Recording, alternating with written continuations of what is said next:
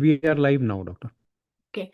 Good evening and a warm welcome to all of you for season 2 of Cataract Chitra competition from Team YOSI and Team Cataract Focus Group. I am extremely thankful to the governing council led by Dr. Devakant Mishra sir, all the executive members and PWG members as well for their constant support and motivation. So the team behind this event is the Cataract Focus Group, and I would like to thank Dr. Aishwarya Rathore, Dr. Anup Singh, Dr. Mohammad Abrar, Dr. Jitendra Vidhani, Dr. Rakhi, and Dr. Soumya PP for being the backbone of the Cataract Focus Group. So season one was a huge success, and here we are for season two. And this would not have been possible without the support of Dr. Prasanna sir, Dr. Anujit, and Dr. Nilesh sir. They were there guiding me throughout because CCC was my first webinar, and I'm extremely thankful to all of them. So here we are with season two, and as per the judges' feedback we got from last year, we have included different categories this time. So there are 6 categories for this online-based image competition: cataract complications uncovered, IOL and biometry related, innovation related to cataract, cataract art, anatomy, morphology and pathology, and cataract potpourri. So, just to remind our audience that there is going to be an audience poll towards the end, and the link is same as the Zoom link. So, you can cast your vote for the favorite image at the end. So, before I begin, I would like to acknowledge our chairperson, Dr. Devakant Mishra sir. Sir needs no introduction. He is the president of YOSI and director at Swan Jyoti Eye Hospital, Aliganj, Lucknow. Our co-chairperson, Dr. Nilesh Kumar sir, he is the General Secretary of YOSI and Medical Director at Madhvi Netralaya, Ara. Dr. Prasanna sir is the Joint Secretary of YOSI and Research Director and Glaucoma Head at Mahatma Eye Hospital, Trichy, India. So I would like to request Devakant sir, Nilesh sir, and Prasanna sir to address our audience. Thank you so much, Lippy. And way back when we started our tenure, we thought we'll have a cataract focused team, and with Lippy as the leading this team, and we were not very sure, what this team would do.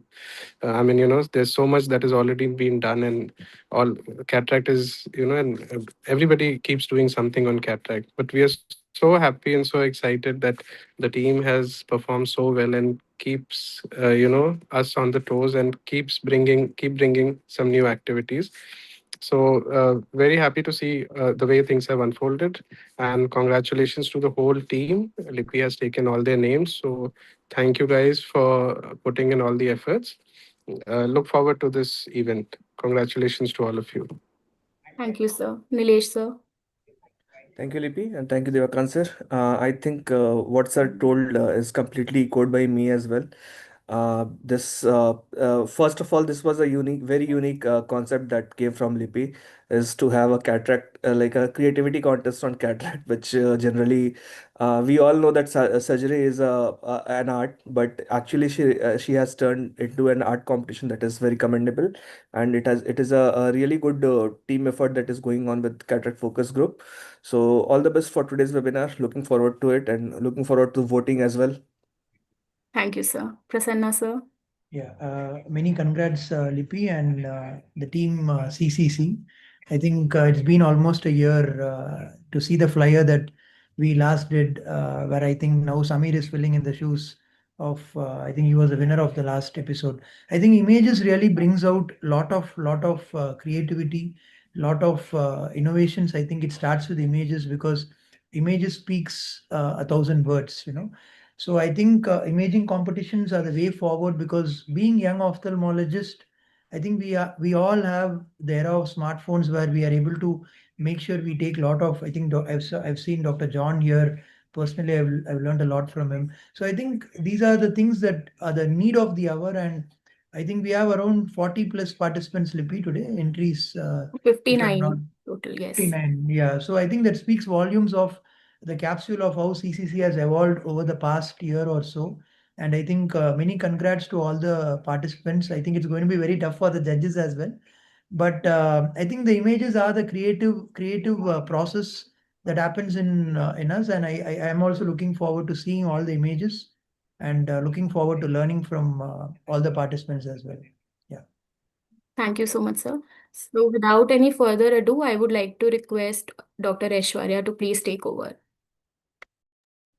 Good evening and a warm welcome to all. As Dr. Prasanna said, this imaging is the creative process that is inside us, and for this, we have a stellar group of judges today. We'll start with Dr. Pranita Sihai, who needs no introduction. She is currently an assistant professor at RPC AIMS New Delhi and an authority on cornea as well. Next, we have Dr. Vinod Arunachalam, who is the medical director of Vinod Eye Care Foundation and the founder of Trichy Glaucoma Foundation. Next, we also have Dr. Remya Edacheri. She is a consultant in cataract, pediatric ophthalmology, and neuro-ophthalmology at Pioneer Cooperative Hospital. And last but definitely not the least, Dr. Sonam. She is an associate professor at the Advanced Eye Care Center, PGIML, Chandigarh. Thank you all for being with us and gracing us with your presence and being on the judging panel. We also have a dynamic group of panelists today. These include Dr. Anujit Paul, who's a consultant cataract and vitreoretina services at BBI Foundation, Kolkata, and also an assistant professor in Ramakrishna Mission Seva Pratishthan at VIMS, Kolkata. Next, we have Dr. Ishan Pandya. He is currently working as a consultant in cataract and refractive surgery at Satvik Eye Hospital in Baroda since the last 5 years. We also have Dr. Samhita. She is a consultant in cataract, oculoplasty, orbit, and oculofacial aesthetics, pediatric ophthalmology, and strabismus at Netradrama Super Speciality Eye Hospital, Bangalore, for the last 6 years. We have Dr. Arshi with us. She is an executive member of YOSI and is currently working as an assistant professor glaucoma services at GNEC, Maulana Azad Medical College, New Delhi. Again, we have Dr. Ankit Agarwal, last but not the least, cornea and phaco-refractive specialist at Eye Clinic, Prayagraj. Thank you, sir, for being with us. Thank you to all the panelists for being with us today. I'll ask Dr. Abrar to introduce the moderators as well. Good evening, everyone. I'll be introducing the moderators for the event today. Dr. Lipi ma'am needs no introduction. She's the backbone of this whole webinar. She's a cataract and refractive consultant at Center for Sight, Palwal, as well as an executive member of YOSI. Next, we have Dr. Aishwarya. She is the medical director of ARK Eye and Laser Center, consultant cataract, refractive, and pediatric ophthalmologist. Next, we have myself, Dr. Abrar, vitreoretina fellow at Agarwal's Eye Hospital, Chennai. Last but not the least, but we have Dr. Anup sir, who's the guiding force behind us, and he's a consultant cataract, glaucoma, and refractive surgeon at ASGI Hospital, Varanasi. Today, we also have an important keynote session by Dr. Samir, the season 1 winner. He'll be speaking to us about how to capture an award-winning anterior segment photograph. Over to Dr. Ashwin. So we'll be starting with our first category. Just to remind the judges of the basic rules that we had, each participant was allowed only one submission per category. We did not allow the use of any artificial intelligence or editing of any softwares using AI in this competition. Also, we limited the words to 25 for the caption and 100 for the description. We'll start with the first category, which is IELTS related or biometric related. For the first submission of the day, we have Dr. Dipanshu Agrawal, Senior Consultant VR Services at Retina Specialty Hospital in Indore. Sir, I'd like you to unmute yourself and describe us your image of the submission, Galaxy of Stars, Isle Glistening. You have 30 seconds, sir. This was a case of a 60-year-old male who presented nearly a year back. He was operated 5 years ago, and he presented with diminution of vision in the left eye since 1 year. On clinical evaluation, his visual acuity was 20/100, and when we evaluated him on slit lamp, we noted this shimmering kind of reflex in the eye, within the eye. There were shimmering particles. This was nothing but IOL glistening, which is occurs due to micro vacuoles, that fluid particles that get accumulated within the optic of the IOL, and usually commonly associated with hydrophobic acrylic IOLs. So this patient underwent IOL explantation as there was a 3-piece posterior PCIOL in AC. So we did an IOL explantation, did a thorough vitrectomy, and implanted an SFIL, and patient gained a visual acuity of 20/32 post-operatively. Thank you. Thank you, sir. Dr. Pranita, would you like to comment on the picture? Do we have I ma'am with think us? it's a wonderful photograph that Dr. Dipanshu has put up and has put in the comments also very nicely. So, Dr. Dipanshu, one question that I would like to ask you is, which of the IOLs do you think most commonly causes IOL glistening? The hydrophobic acrylic, as what I have read, is the ones which are affected more in this, as compared to opacification, which is seen Right. in hydrophilic IOLs more comparatively. Okay. And also, which mode of illumination would you use to best capture early IOL glistening? I think diffuse illumination would be best, I guess. Also, in retro illumination, sometimes you can capture the fluid-filled vacuoles in the lens early in the phase. So that is also one of the ways to capture IOL glistening. However, in this case, since you have a large area which is preoccupied by your iris, so in this case, it wouldn't have Yes, been sir. possible, but that can Yes, ma'am. also be tried. Yeah, All but a right. nice photograph Thank and you. nice presentation. Thank you. Thank you, ma'am, for the comments. We'll move on to the second participation of the day by Dr. Rohit Rao, who's a senior consultant at Sri Ganesh Vinayak Eye Hospital. He's submitted the image, The Unsunken Ship. Sir, can you please unmute yourself and describe your image? Good evening. So, a contracted capsule of in a microspherophobia which tightens relentlessly and seals the dense posterior capsular opacity. At the midst of space, the haptics of the three-piece IOL remain visible. They are upright and they silently test the testimony of time and within the compromised bag. So this is a microspherophobia case where we had implanted a three-piece IOL, but slowly the bag crumpled and it led to this kind of picture. Thank you, sir. Dr. Vinod, would you like to ask a question or comment on the photo?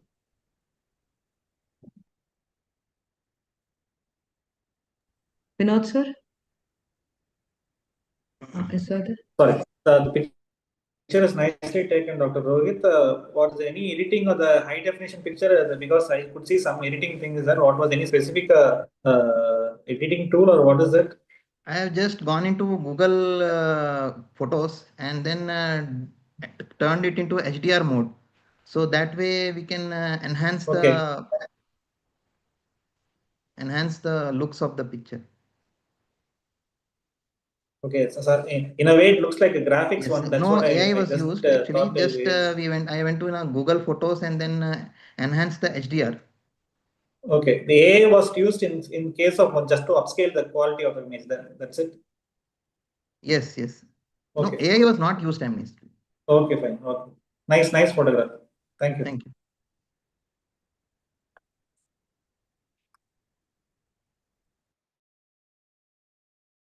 Aishwarya, you need to unmute yourself. Sorry. Thank you, sir, and thank you, Dr. Rohit. We'll move on to the next submission. Dr. Nishant S. He's a resident at the SDM College of Medical Sciences and Hospital, and this is his submission. I think it is better if you comment on the caption and the description yourself. Yeah, so I called it's IO, where you just say, oh, something wrong has happened. So it's IO and lensitis, which is IOL pigmentosa. So basically, it's like a Christmas tree cataract, which is there in the cataract, but it's actually on the IOL. And if you see the second image, it's actually like a retinitis pigmentosa sort of an image, but on the IOL. So this was a post YAG picture that was taken. The patient had undergone YAG capsulotomy somewhere outside, and they'd come to us with a vision of CF 1 meter. She had a lot of glare and a lot of disturbance in her vision, which led to no vision per se. She is not willing for IOL exchange also at this point. So we don't know how to go about this thing. Ideally, SF IOL should be implanted, but we're not sure if she is willing for the same. So this was a picture of a bad YAG capsulotomy done. So even though it's a very small and a very simple sort of a technique, we have to be very careful in doing, otherwise we can do such a bad lens splitting which is seen. Thank you. Thank you. Dr. Arshi, would you like to comment on the photo? Very interesting photo, Dr. Nishant. So I would just pose one question to you. How do you think a resident can avoid IOL pitting while doing a YAG laser? So basically, even we have faced 2 3 lens splittings in the initial this thing, and I mean, at least me. So basic thing is wherever the 4 dots meet, a little posterior to that, if we hit this thing, I think that is the PC, and that'll give us this thing, and IOL won't be hit. That is what I see, ma'am. So you'll change your defocus basically while doing your YAG. Correct. Great. I mean, you Thank just have you. to keep it posterior. Thank you. Thank you, ma'am. Thank you. So moving on to the next submission by Dr. Rakhi. She is a consultant of phacosurgery, and she'll be describing the next photo along with the caption. Dr. Rakhi? I think we'll describe the image. She is traveling. Okay. So the image is a silent bag failure, dead bag syndrome with thinned capsule, lost support, and decentered IOL. It's a dramatic slit lamp photograph showcasing advanced dead bag syndrome where the capsular bag appears exquisitely thinned, translucent, and devoid of its usual fibrotic scaffolding. The in the bag IOL lies decentered within this ghostly capsule, subtly tilted and adrift, reflecting the silent loss of zonular and capsular support. Peripheral granular debris and pigment deposits delicately trace the collapsed equator, outlining the shrunken contours of the dying bag against the warm glow of the eye optic. This image elegantly captures the moment a once secure capsular environment surrenders, transforming routine pseudophakia into a poignant spectacle of capsular failure. Yeah, it's a beautiful image and a fascinating submission. Dr. Samita, would you like to comment on the photo? I think it's a very, unique photo. I've not seen something like this before. But my question is, how old was this patient? Like, how long after surgery was this seen? Like, I think that we should ask Dr. Rakhi because was Yes, it immediate or many years later, or because I even the think haptic is in AC, and true. definitely they'll have to do something for this patient in terms of intervention. So, Correct, ma'am. yeah, quite different actually. Right. I think when she joins, probably we can ask her Yeah, about we this. can ask her. Yes, Yeah. definitely. We'll move. Sorry, we'll move on to the next submission. Thank you, Dr. Samita. This is by Dr. Piraka Neha Sudhakar. She's a vitreoretina consultant. Her image submission is not every inflammation is infection. High index of suspicion is key. Would you like to describe the image, ma'am? Yeah, thank you, Yosi, for the opportunity. This is a 28-year-old patient who underwent past plantar vitrectomy for a regmetagenous retinal detachment, together with encircling band with oil. 3 months later, we did the oil removal in this patient. Subsequently, the patient developed gas cataract. That is when, post 3 months of SOR, patient got operated for cataract surgery, and we put Technis eye-enhanced lens in his eye. And within 3 days, he actually developed this type of reaction in the eye. The first day post-op was very quiet, but there was no lid edema, and we could see fibrinous reaction in the eye, cells plus, and no pain. There was vitreous. It is very difficult to assess the vitreous also because it was a post-SOR case. We thought in terms of TAS, and we treated the patient extensively with topical steroids and antibiotics, and patient recovered very well within 1 week time. Thank you, ma'am. Dr. Vinod sir, would you like to comment on the picture or ask a question? What was when the patient presented again with the complaints of pain or the reaction was there? Which post-op? No. After, pardon, I didn't get the question. When was the patient presented with the complaints of pain? The task you suspected, no? He came back to us with diminution of vision 3 days later post-op. First day he had better vision than the third day. He said, my vision is coming down. That is when we suspected. And how long was when everything was working? How was when it get the vision normally? The duration is how much? 2 weeks or 3 weeks when he was fine? No, within 1 week after starting the topical steroids, he did fine, sir. And the peripheral AC is looking shallow. Was there any iris Bombay? Something was happening that time? Yes. Iris Bombay was there. Following that, any PI? We did a PI, yes. And we did a PI initially. You can see the PI also here. Yeah, at 9 o'clock I can see a PI. That's what I was. Yes, yeah. So we did a PI, but that PI closed again, and then we had to do a surgical PI later. Okay. Okay, fine. That's it. Thank you. Nice image. Thank you. Thank you, ma'am. Thank you, sir. We'll move on to the next image for the same category, eye related, biometry related. We have Dr. John with us. He is a glaucoma, cataract, and refractive surgeon at West End and Chaitanya Eye Hospital in Kochi. This is the submission of teardrop inside the eye, pearl hanging over the abyss. So, please, would you like to describe the image in the next 30 Yeah, seconds? thank you, thank you. So, all of us have heard of Somering's rings and Elshnik pearls. But in this particular patient who just came for a routine evaluation, whose cataract surgery was done several years back, when I dilated, I saw this beautiful teardrop shaped Elshnik pearl hanging. So, this is a teardrop posterior capsule of pacification. And if you look closely, you can see that the YAG capsulotomy is already done, and this teardrop is just dropping into that yeah, capsulotomy opening. So it is so beautiful that it's like a stalagmite in a cave which hangs on the ceiling, going down into the abyss of this YAG capsulotomy opening. So yeah, that's looked like a new type of PCO for me. Thank you, sir. That's true. Dr. Pranita, would you like to comment on the photo? Yes, a very beautiful photograph that has been highlighted here. I think it's a simple thing, but it's been captured very beautifully in a retro illumination. So, so would you like to tell us something about what are the modification? What was the type of IOL that was implanted in this patient? If you had any So idea? this patient was operated elsewhere several years back, and this is just a monofocal. I guess it is a foldable monofocal. I mean, it is a foldable monofocal IOL. I guess it is hydrophobic.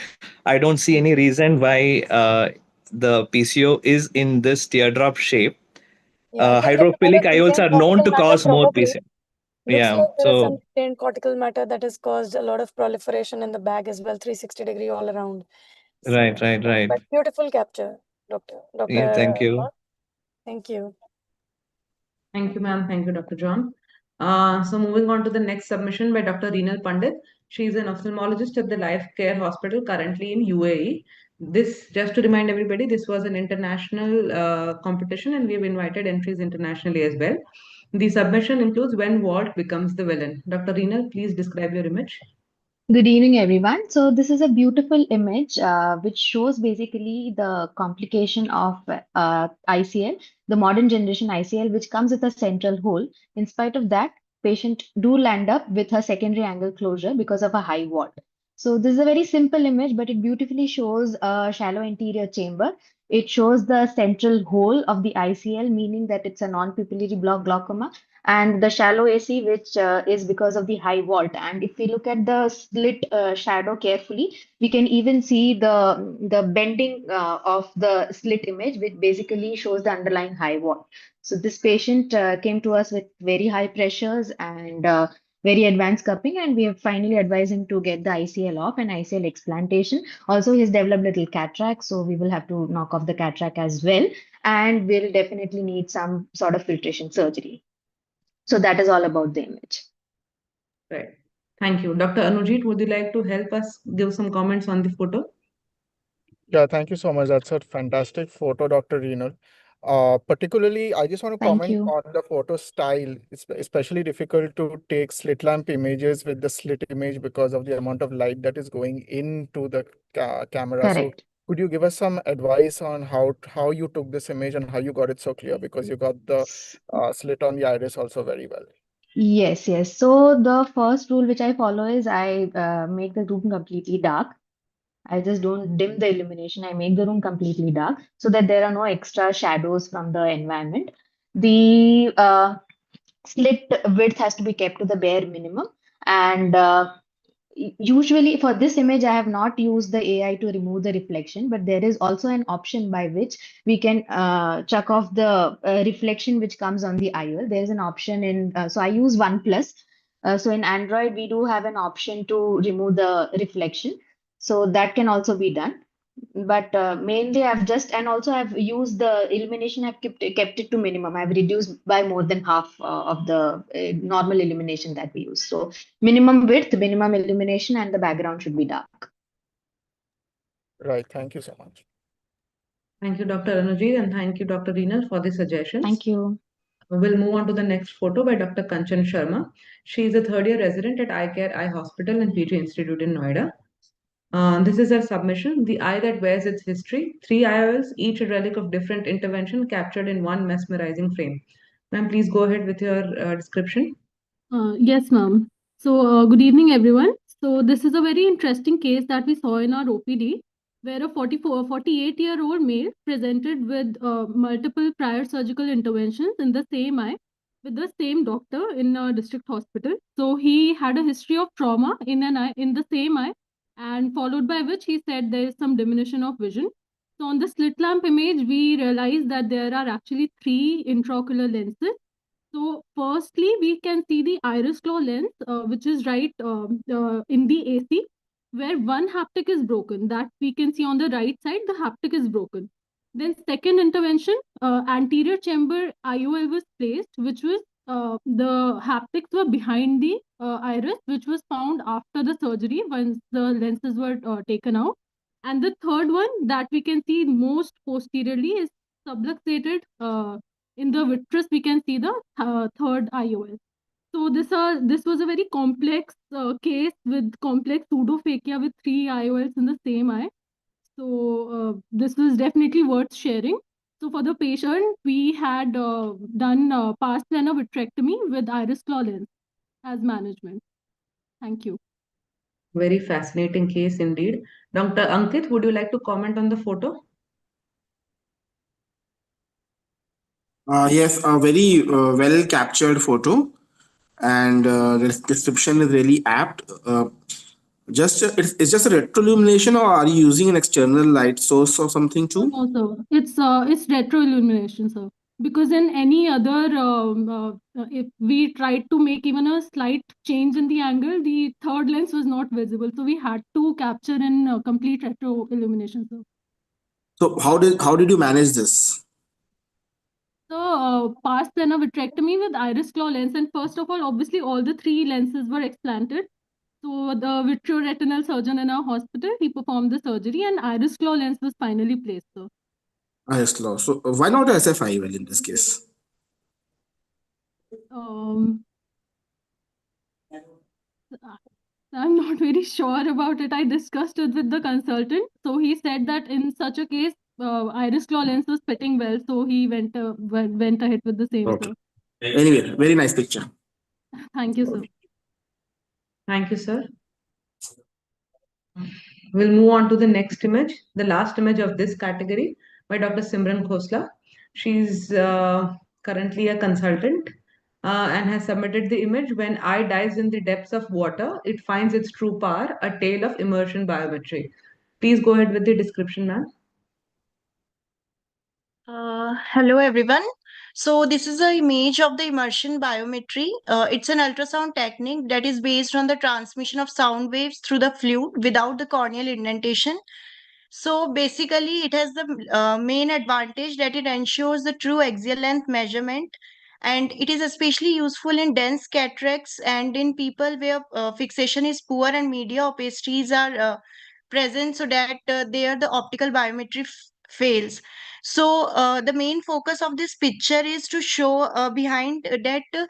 Whenever we do the biometry, we have also we have to also check for the if the true spikes are coming or not, to check that if we have done the true like correct biometry or not. So this picture basically focuses on that. So in the background we can see the 5 spikes that are of the corneal surfaces, anterior and posterior lens surfaces, and then the last spike, that is a sharp spike, that is of the retina. So basically, my picture focuses on that, and accurate IOL power calculation using the immersion biometry is also vital for the optimal refractive outcomes. So it plays a major role whenever we go for a cataract surgery, and this is basically what my picture focuses on. Thank you.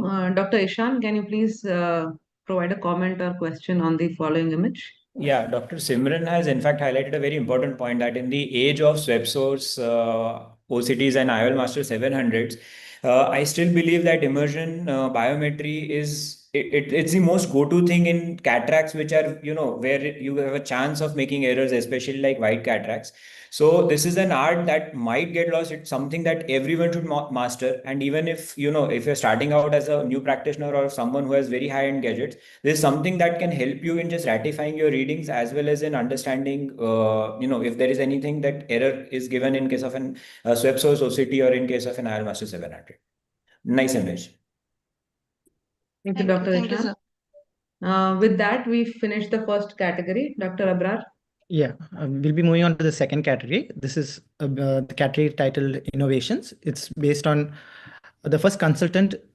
It's based on novel use or any indigenous devices or new techniques of imaging. The first participant is Dr. Pranesh sir. He's a cornea and phaco-refractive consultant at Eye Foundation, Karnataka.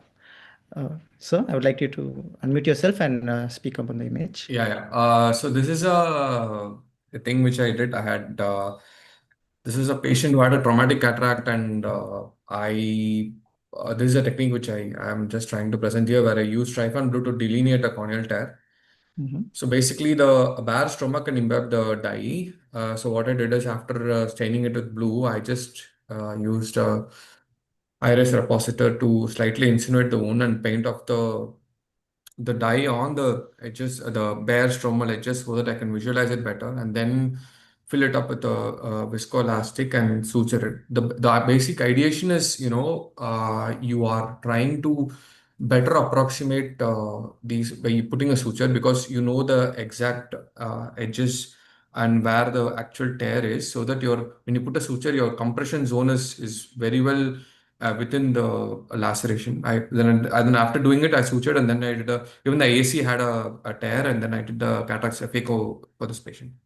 Yeah, that's it. A very creative use of the dye, sir. Dr. Ishan Pandya, would you like to comment on this, sir? Yes, very intelligent technique. Pranesh, just one question. Did you inject the dye inside and then sort of let it egress out of the wound to stain it? Or did you put it, use the dye to stain the wound?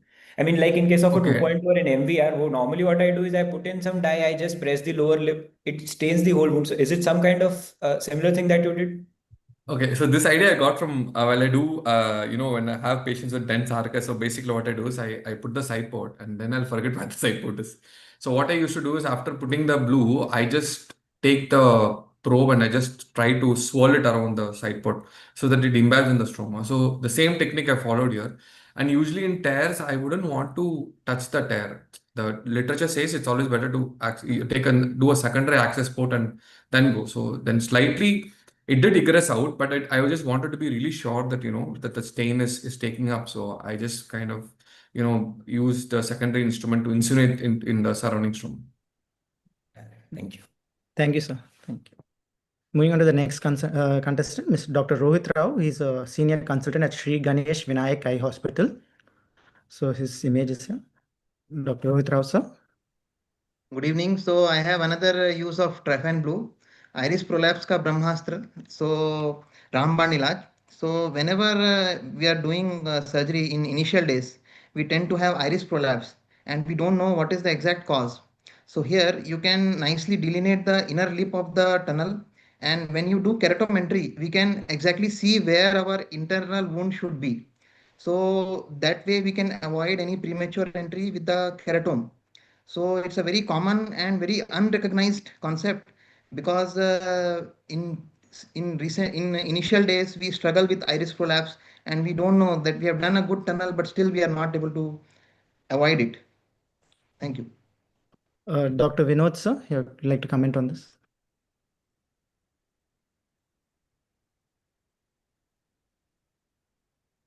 Sorry. Okay, Rohit, nice idea, but just I wanna know about it very in detail. I couldn't get the point. Staining the krypton blue with the inner lip at which point?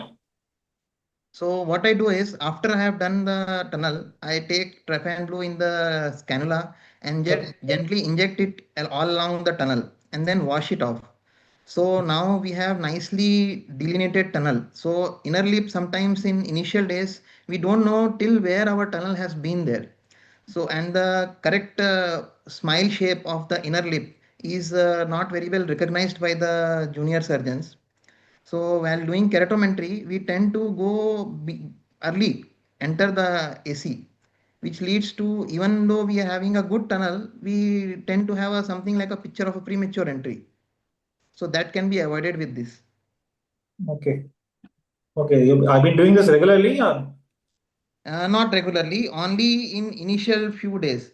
Like let's say if a surgeon is just doing keratometry, so I do it for 2 to 3 cases. That's it. Does the people who come for training under you feeling it Yes, beneficial? yes. Okay. No, Thank you. only initial days. Like maybe first week we'll do that's it. After that they get the idea where that inner lip is.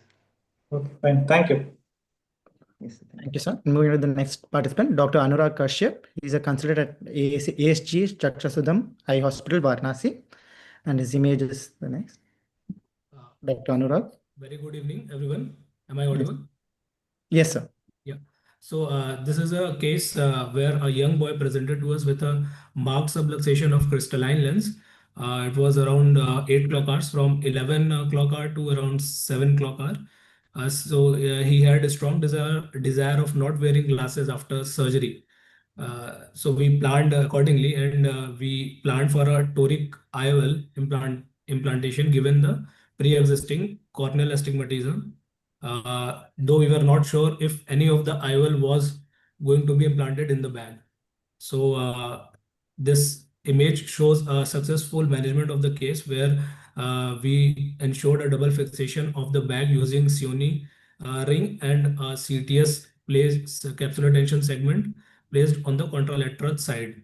And the toric IOL was implanted in the bag and aligned precisely according to the pre-op markings.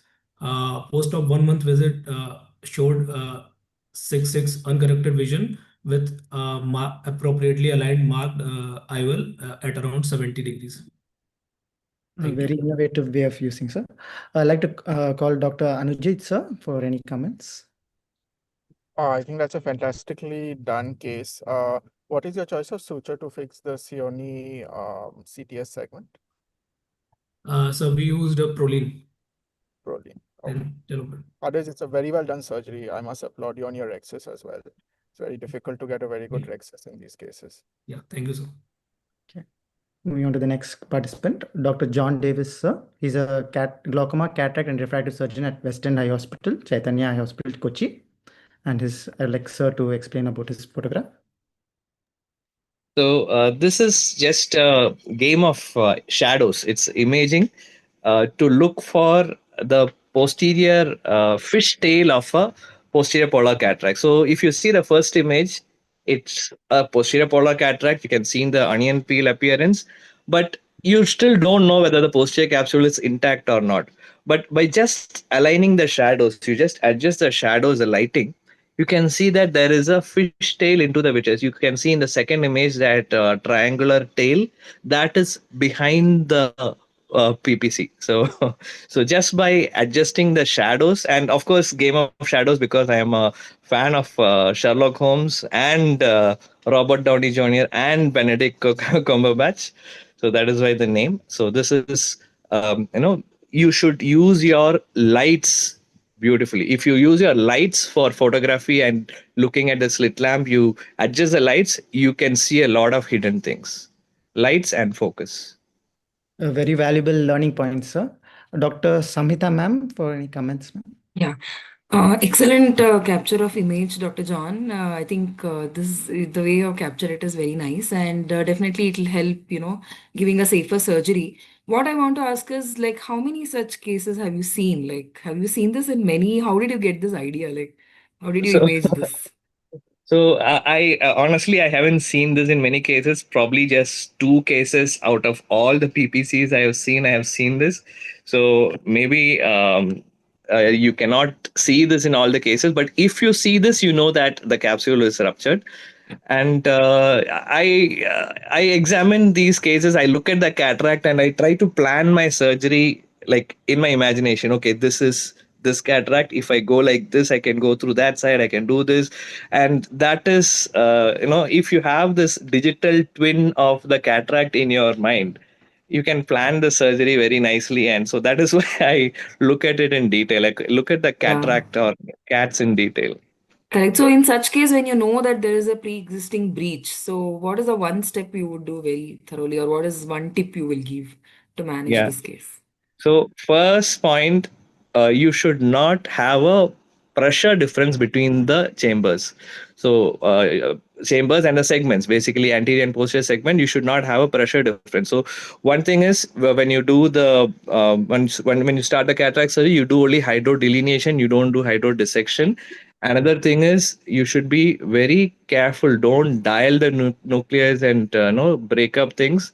You should make a rexis which is good enough to put a sulcus IOL with fixing the optic in the sulcus if you have a PCR, which in this case you definitely will have. You should always put visco into the side port before you take out any instruments. Don't abruptly take out the phaco probe and collapse the anterior chamber and cause a pressure difference. So till the last part of the surgery, if you are very careful in a PPC, you can get away with not rupturing the PC. But suddenly you did the case wonderfully, you take out the probe and the chamber collapses, you get a PCR. So that is very important. Don't change the pressure differential between anterior and posterior. Thank you, Dr. Jam. Thank you, sir. Thank you, ma'am. Moving on to the next category, I'll hand it over to Dr. Lipi, ma'am. Yeah, so thank you for all the wonderful images so far. Our next category is cataract art, and in this category, we have invited creative expressions of cataract, including cartoons, paintings, sketches, and artistic images as well. So, our first participant is Dr. Vibha Singh. She's an assistant professor at Santosh Medical College, Ghaziabad. Very good evening, everyone. Thank you, Yoshi, for giving this opportunity. As we all know, beauty always lies in the eye of beholder. It is a combination of all type of nuclear sclerosis, type 1, type 2, type 3, type 4, and a black or brown cataract. It is also signifies the Christmas tree and sunflower cataract. The brown color round is signifies a posterior polar, and candle signifies a polychromatic luster. So just go for it, make a trench, divide, and emulsify and eat it, as all surgeons feel satisfied after having a good surgery. So you also feel satisfied after having a good cake. Thank you so much. Thank you. I would like to request Dr. Pranita ma'am for her comments.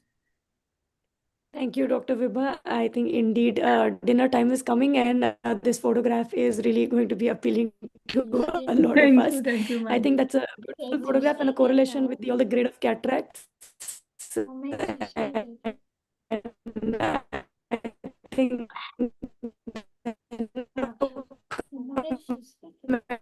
it's actually a good. You can move on to the next presentation. Thank you, ma'am. Thank you. So our next presenter is Thank Dr. you. Ketki Tushar Bhatt, and she's an associate professor at JMF ACPM Medical College, Dhule, Maharashtra. So her picture is Colors of Vision and Wisdom. Over to you, ma'am. Thank you, Yosi. It's a beautiful picture which shows Rangoli and eye in the center. So eye denotes vision from coming from inner peace or inner wisdom. So it also denotes mindful awakening, mindful perception of vision. Manat Chakshu, as the name of my hospital, Manat Chakshu. So this Rangoli took around 3 hours to draw. With it has got intricate designing where it has got beautifully depicted all the layers of eye, and the detailing is really impressive. So thank you, everyone. Thank you, ma'am. The Rangoli is really beautiful. I would like to ask Dr. Vinod sir for his comments and opinion. It's a very nice picture, and in detailing of the eyelashes from small ones to the big ones, it's very minor detail has to be appreciated. It's a fantastic picture, madam. Thank you, sir. Thank you. So my hospital name is Manat Chakshu, so same as. Yeah. You're correlated with everything. Yeah, thank you. So our next participant is Dr. Renu Chaudhary, and she is from Gitanjali Medical College, Udaipur, and her image is a cataract dream. Over to you, Dr. Renu. Good evening, everyone. This is an art which I made, a digital art. I have titled this Cataract Dream. It is a layered concentric rings and sparkling burst evoke the luminous halos with that envelop light for those with age-related cataracts, transforming clinical impairment into a dreamlike spectacle. This piece reimagines visual fragility as cosmic beauty, where blurred boundaries between reality and illusion invite viewers to confront the poetry hidden in perceptual decay. Thank you. Thank you. I would like to request Dr. Ankit Agarwal sir for his comments. Very nice drawing of the the feelings of how different the patients complain, the rings, the concentric halos which happen in immature cataracts. Thank you And so much. very good thinking thought process is nice. Thank you so much. Moving on to our next participant, Dr. Megha Ji. She is a consultant at Arvind Eye Hospital, and her image is a citrus core of a cataract. Dr. Megha. A very good evening. So, as the name suggests, a citrus core, why a name such a thing is, this is actually a developmental cataract, which is, and we captured it in an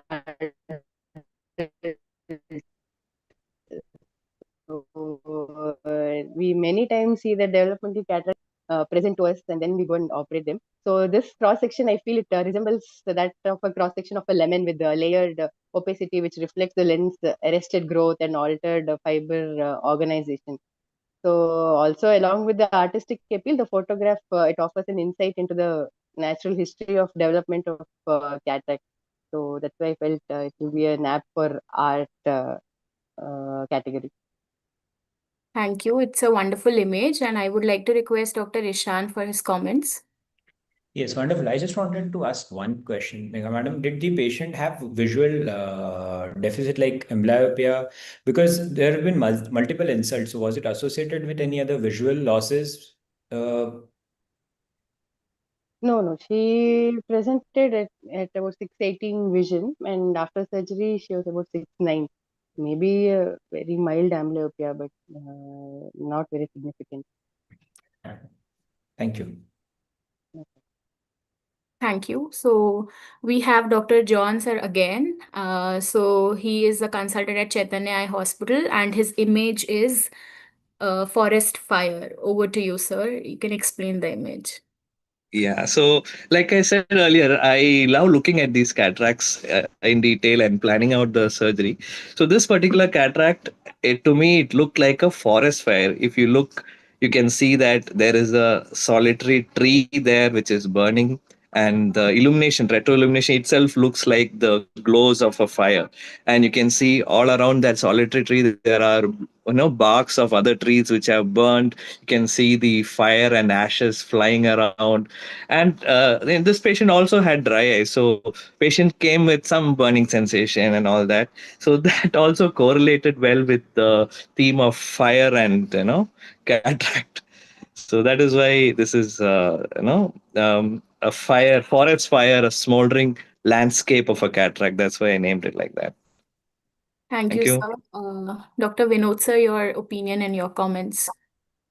Fantastic picture, John. I want to ask you one question: whether you take all the pictures and think about describe the picture, or how does it happen on the spot? You have the ideas. Just clear. So, so when I look at some of these pictures, I suddenly see things. So this particular picture, as soon as I saw it, I said it looks like a forest fire. And in fact, I saw this patient again once more, because the patient did not get operated immediately. I saw the patient again. So I saw the dilated fundus, I saw the lens, and then I recognized the patient from the cataract. So that, so yeah, I look at the picture, I see things.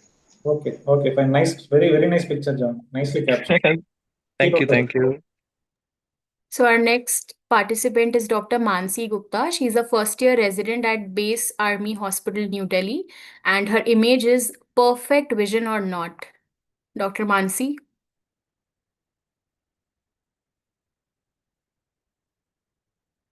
Do we have Dr. Mansi with us?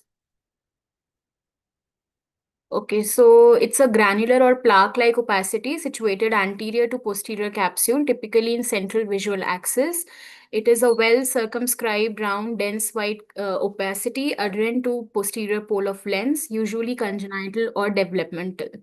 So I would like to request Dr. Samhita for her comments. I think Dr. Mansi is not here. You need to unmute yourself, Dr. Samhita.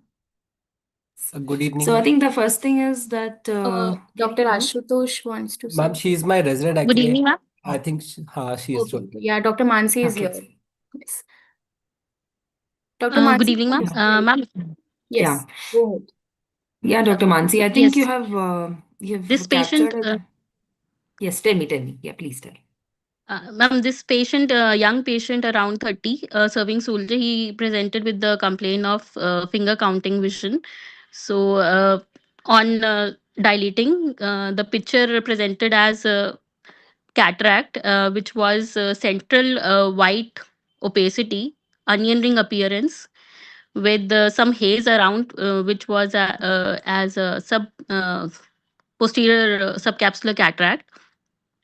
And usually PPC is a congenital and development abnormality.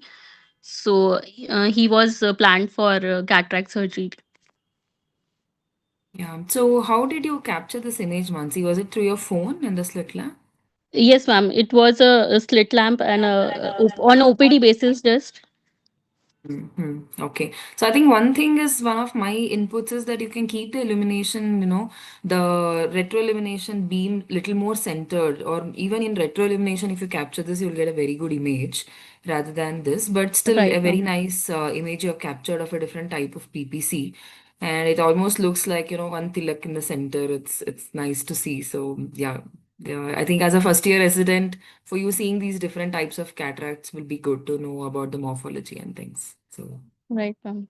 Thank you, ma'am. Thank you. So our next speaker is Dr. Mansi Pankaj. She is a resident at Netrodaya, the ICT Varanasi, and her image is Motiabind. So over to you, Dr. Mansi. Good evening, everyone. So, this was a picture. This was just like we say in Hindi, Motia Bind. So, just looking at this picture, it reminded me of a little pearl, a little diamond inside the eye. It was so beautiful. I could not help but capture it, take out my phone and capture this picture. So, this just describes the nuclear cataract seen via slit. Thank you. Thank you. I think it is a beautifully captured picture. I would like to request Dr. Pranita ma'am for her comments. I think it's a really nice capture, Mansi, and it's beautifully captured. So, other than the nuclear cataract, is there anything else that you noticed in this patient?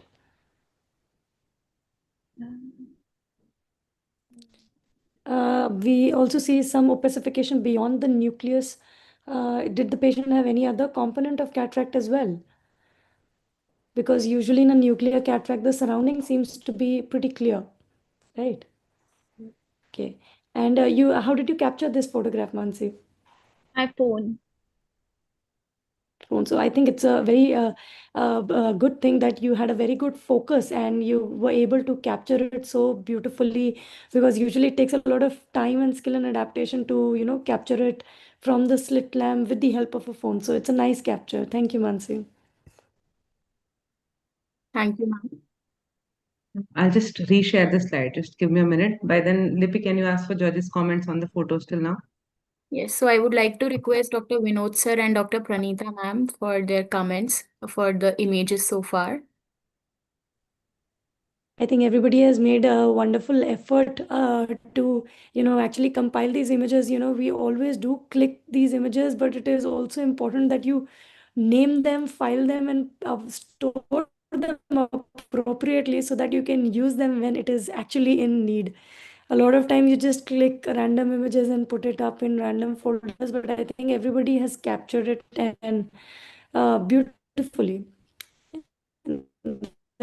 Different modes of illumination that everybody has used, the different techniques has been very well.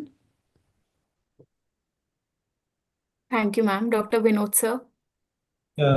Each image was a different category, one rangoli, one cake. So each of them has been in innovative photographs. And one thing I learned from today is to click a pic and then think like John, any story is popping up from a head. So everything was nice, and I'm hoping for the cataract port session also.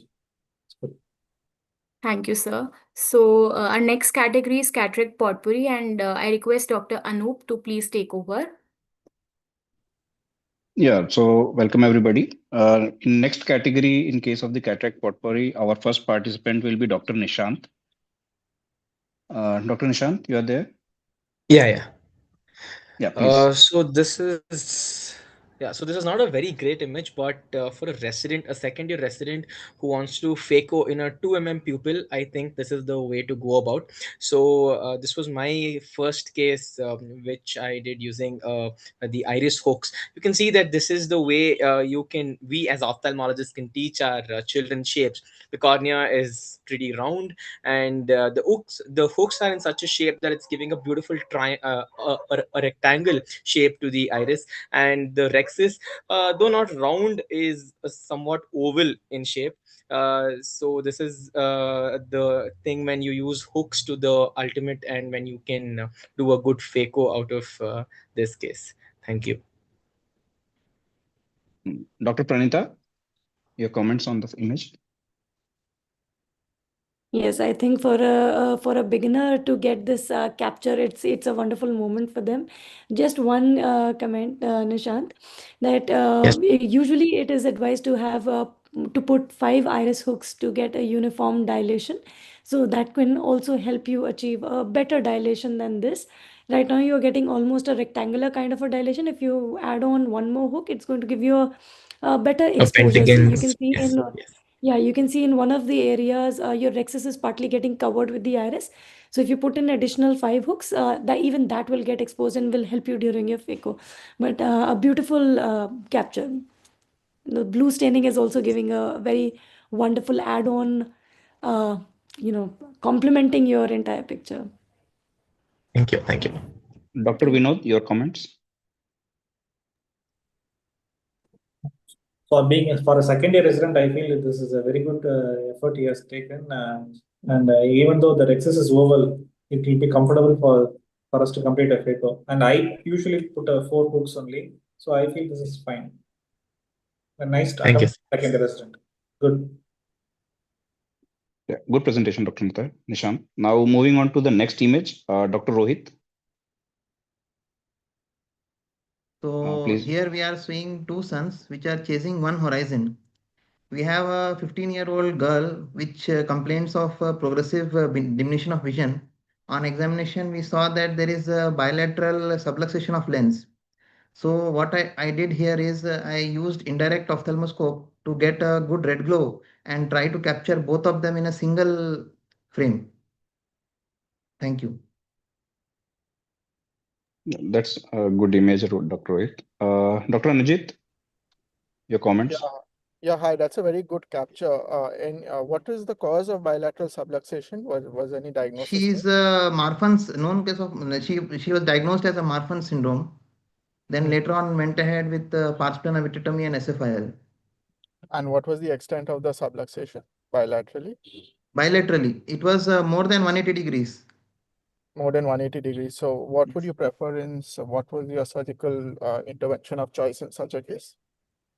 So if we are well versed with CTS, then we can go ahead and place the CTS and get a Rexis and do a three-piece IOL implantation in the sulcus. But or if the support is very poor, then we can go ahead and do a SFIL implantation. That's what we did in this case. Yeah, usually these are usually progressive, so it's in most cases it's better to go for lensectomy, vitrectomy, and SFI in these cases. But otherwise, very well captured. Thank you. We Okay. can move on. Moving on to the next presentation, Dr. Dipanshu. Yeah, Right, please go thank ahead. you. Yeah, so this image I have titled as Hidden Curves of IOL. This was a routine OPD patient who presented for uh, glasses, and she had undergone cataract surgery nearly 2 years ago. 45-year-old female with oculocutaneous albinism. I actually received the patient partially dilated. As we can see the optic margins and haptics, the curves of IOL very beautifully. So that's why I've titled this image as hidden curves of IOL. Thank you. Okay, Dr. Ankit, your comment. Wonderfully captured image, Dipanshu. Wanted to know, like, was this patient complaining of lot of glare and all, because all these albinism patients, they are not able to open their eyes much in bright lights and everything. So was this patient having these complaints? Mildly, malab, there was mild glare or photophobia, if you can say so. Otherwise, patient was comfortable. Okay, because nowadays it's coming into vogue, the NRED IOLs and all. Yeah, yeah. But this is hypochromic iris is still there. Hmm. Some amount of pigment is So still there. simple cataract Yes. surgery which patient underwent. Yeah. Very nice capture. Thank Okay, you. moving on to next image, Dr. Reenal. She is a specialist ophthalmologist from Life Care Hospital. Yeah, please present. So this image I have named it as the when the lens hosts a surprise guest. So this was a very interesting case of a young male who presented to us with dimness of vision. And on examination, what we found was a very weird sort of a cataract, a dense posterior capsule opacification. And when we looked in more carefully, what we could see is neovessels spreading on the posterior capsule. So it is a very, very rare occurrence that you see a subcapsular cataract with neovascularization. And this patient also had a history of childhood trauma. So could be because of secondary to trauma. Apart from this, there were no other signs of intraocular neovascularization. And what treatment we offered for this patient was we did a cataract removal with posterior capsule. A PCC was done. And as you can see, this patient, this photograph has been taken with the eye intern. So it was just on the nasal part that the neovascularization was seen. So we left that part untouched, and there was definitely a risk, very high risk of bleeding during the surgery, but luckily nothing happened. And the vessels are still there, and there's a central opening in the PC, and the lens is in place. So it was just not a very pleasant surprise that was there along with the cataract. Thank you. Okay, Dr. Arshi. So actually, this is very rare. Did this patient have any component of prematurity or any other neovascularization elsewhere? Nothing. The retina And did you need to post-operatively, we use, could you didn't evaluate the think of retina using was, diathermy? sorry? You didn't think of using diathermy? No, that we Like you did keep a backup. used? Yeah, but luckily it did not bleed intraoperatively. So we just left that part untouched and did a little eccentric PCC, and that was all. His vision did improve Very to rare. 618 post-surgery. Yeah, it's a very rare occurrence.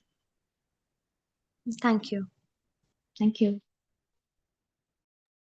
Okay, moving on to next photo, Dr. Madhur. Yes, sir. So this is a slit lamp image of a 55-year-old female whose best corrected visual acuity was 2/60 in the concerned eye. There was no history of trauma, drug use. It is an isolated Christmas tree cataract without any systemic involvement. And the slit lamp shows polychromatic refractile needle-shaped crystals in the radial branching pattern, which occur due to abnormal production of lens proteins and accumulation of calcium oxalate and cholesterol crystals. Okay, Dr. Ishan. Yeah, beautiful image. Just one thing, I mean, normally in my experience, Christmas tree cataracts normally cause visual disturbances, but the vision is little out of proportionately low for the type of cataract. Was it associated with anything else? Yes, sir. It was associated with fundus abnormality. The patient had diabetic retinopathy. That's why actually our consultant said that's the reason for the actual decrease in vision and not the cataract, because it is not as visually it does not deprive the vision as much.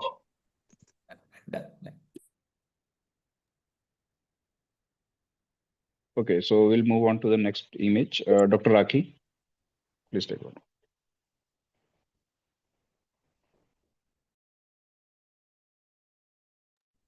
Yeah, Dr. Raki, you can start describing the image. Sir, I think Dr. Rakhi is not available with us. She had joined. Okay.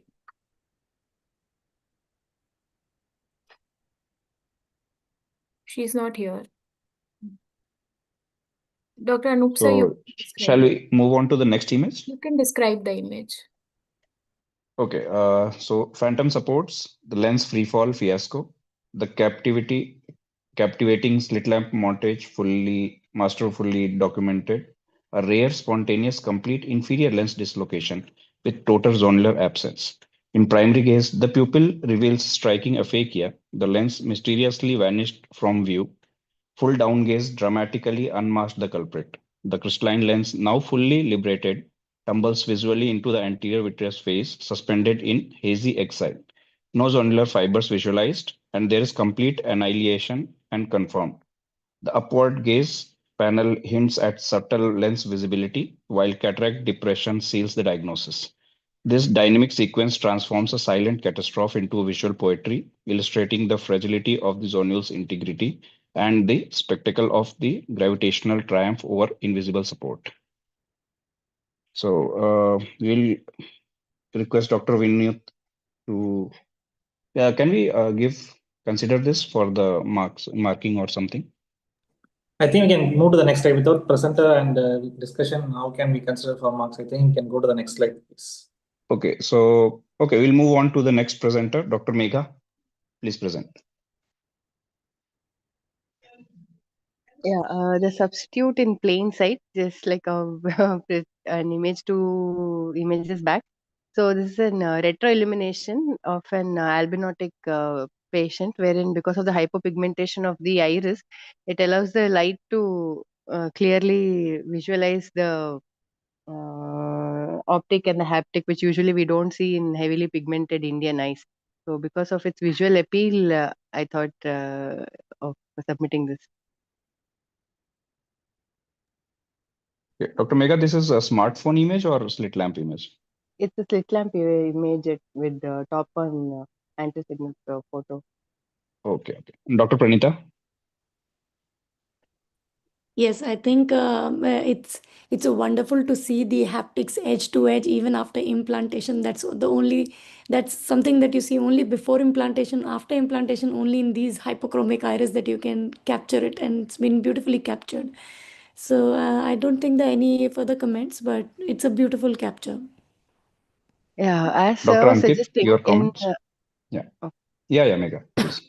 yeah, usually it's difficult to capture this kind of an image through phone because the retroillumination will need to put into a very small thin slit. Whereas if you capture it in the slit lamp, we can keep it slightly wider and change the diffuse illumination settings in the slit lamp, which usually not that possible in a routine slit lamp. But the one which has the anti-segment photo attached to it, the camera one, we can change that retro size and also the size of the background illumination as well. Dr. Ankit? Yeah, it's a wonderful image, and beautifully the haptics can be seen. The IOL can be seen is well centered there, and a very good retroillumination image considering the albinotic eye and a small pupil. So all in all, a good image. Thank you so much. Okay, moving on to the next presentation, Dr. Pranish. Okay, so this is a pentagon in the eye. Actually, this is a inverse image. Actually, so this is a patient with mature cataract. This is post anterior capsulotomy decompression, and you can see the petals, the leaflets in slight white, and then you can see a beautiful pentagon. So this is after decompression, so which I usually do for very tense cataracts, so that I can comfortably do the capsular access. So this is my rendition of it. Yeah, it Dr. looks. Samhita, your comments? It looks so visually enhanced, Pranesh. Like, have you done something to the photo as well? Like, apart No, from just no, no, the nothing. Just inverted the color. Like no AI, nothing. Just inverted the nothing. color. Okay, yeah, it looks amazing with that blue hues. No, it's very Yeah. Just very good. if you invert the color, it will come. Actually, what happened when I was operating, I took this photo, and the Mm. leaflets were not coming. So I went in and again just flattened the leaflets, so you could actually see the petals come out beautifully. So these leaflets, So did you just make a nick just to decompress, or did you do some like maneuver? no, How do you the make moment it? you do a yag, It'll just burst. It'll burst. So then so you usually you got get 4 to 5 leaflets. So then I just flattened it out and just took the photo. yeah, very nice What photo. settings, Dr. Yeah, Pranesh, do excellent. you use for the YAG? Madam? What settings of laser did you use for the YAG? No anterior or posterior decentration, Good. madam. Yeah. Just 1 second, madam. Uh, so extremely sorry, madam. Just keep it on 0 and just go to the lowest energy possible, 0.5, 0.6, and just hit on the anterior capsule. That's it. Right. And as central as possible. So once after you do that, then you'll see the egress of the liquid cortex coming out of the mature cataract, and then that's it. Just do it So 15 you to 30 minutes prior to the surgery prior so to that your pressures don't shoot up. Yeah. okay. Okay, I think we will move on to our next presenter, Dr. Riddhi. Please. Yeah, good evening, everyone. So this is a photograph of a patient that we had come across during our camp posting. So there's a small poem that I drafted on the same because cataract is one disorder that we come across in and out. So here it goes. The title is Beyond the Blur.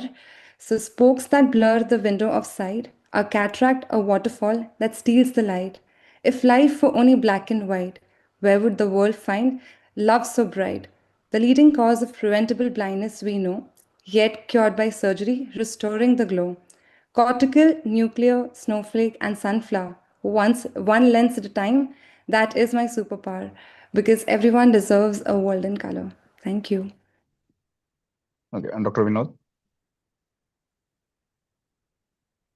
Yeah, a nice description, doctor. And the picture is any AI, anything because No AI, sir. So this was one patient that we'd come across in a camp. So it looked so beautiful that I could capture it directly through my smartphone, and I thought it's one picture worth sharing.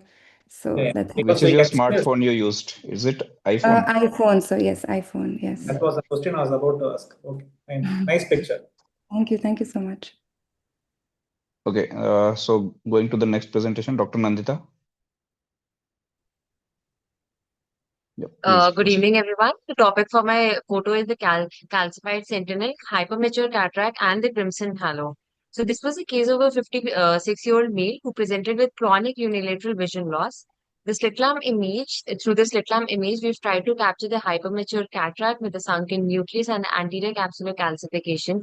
And what was striking about the image is the 360-degree perilumbal conjunctival telangiectasia was present, and the IOP was elevated in the and the patient had faculated glaucoma. So the 360-degree perilumbal telangiectasia could most likely for this age group could have been due to the chronically elevated episteral venous pressure. Thank you. Dr. Ishan. Yeah, very nice picture. And how did you, just for the information, how did you manage? I mean, you went ahead with the normal phacoemulsification, or would you have preferred to do SICS in such Uh, a... so in such a case, for this case particularly, so see, he had been complaining of vision loss for the last 5 years, and the PR was inaccurate, fail positive. So we didn't like really go ahead with surgical intervention, but with such kind of cases, we could have gone ahead with SICS because there are more chances Okay. of zonular weakness in such cases of chronically elevated IOP. Thank you. Thank you, Okay, sir. we'll move to next, Dr. John. Please proceed. Hi. So this is a shattered star. So both literally and figuratively. So this was an aspiring badminton player who got hit with a shuttlecock in the eye, and this was the result of that. And this is not a complete star. This is a shattered stellate. So this was this was literally what happened to the rising star. But then we did a cataract surgery, and all went well. IOL in the bag. In fact, there was not much of other problems. There was no angle recession glaucoma. The sphincter tears were there, but it was a decent sized pupil. Pupil was not traumatically mydriatic or something, and there was no phacodonosis. So somehow this rising star happened to be very lucky and had a good outcome. So this is a broken star, a fallen star. Yeah, John, I hope Excellent. that doesn't fall during the time of surgery. That will be a nightmare for anterior segment surgeons. Okay, Dr. Pranita. Yeah, I think Dr. John has all these wonderful ideas, not just figuratively in terms of figures, but also to name these clinical photographs that he gets. But it's a really nice capture, and to correlate it with the patient's history is also something really nice. So, did you go ahead with surgery in this patient, sir? Yeah. This was. We went ahead for a cataract surgery, and it was uneventful cataract. Actually, I No expected there might be subluxation. some. Yeah, there was subluxation, but somehow it was not there. Everything went absolutely fine. Yeah, So sometimes, that's luck is on the star side. yeah. So the star was on his side, on the patient's side during the surgery. Yes, Yeah. yes, absolutely. Okay. Yeah. Patient and Thank you. doctor Thank you so side. much. Dr. Oh, Arshi. of course, of course. Dr. Arshi. Yeah, I think it's a very good play on words actually. So the fallen star in terms of his dreams, and also, in a way, you were also one of the stars that took their side. And you think I think it looks like a late rosette because of the pattern that's star-like rather than an early Yeah, rosette that looks more flower-like. Very interesting. Thank yeah, you. yeah. Thank you. Okay, so next moving on to the last image of this section, Dr. Akshika, please. Good evening, everyone. This was a image of 30-year-old female which presented to OPD with complaint of loss of vision many years back. She was having neck pain, so she came for the other eye. And on further investigation, she was suffering from ankylosing spondylitis. So I gave the name with friend's reference. Could my cataract be any more complicated, because it was having posterior synechiae, iris atrophy, AC reaction, and even blepharitis component. And actual sarcasm is that the patient was PL negative, so we need not operate. Thank you. Dr. Vinod. Yeah, nice description, doctor. And since I was already told that it was a PL negative, no point in operating. Maybe for a photograph, it looks very nice and appealing. Thank you. Is the angles and all were okay, Dr. Akshika? Yes, sir. So this image I taken on slit lamp, and rest everything was fine. Okay. So with that, we came to the conclusion of the cataract potpourri session. I will hand the baton to Dr. Lipi to move on to the next session. Yeah, Dr. Aishwarya will be. Yeah, okay. So we'll move on to the next session of the day, anatomy, morphology, or pathology. This has received the maximum entries. So we'll be starting with Dr. Kaveri, who's a postgraduate resident at Lady Hardinge Medical College. She's made a submission for exploring the lamellar cataract.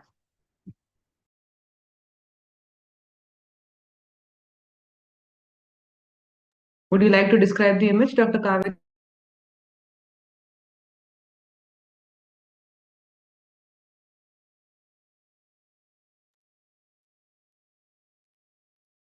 Dr. Kaveri, are you there?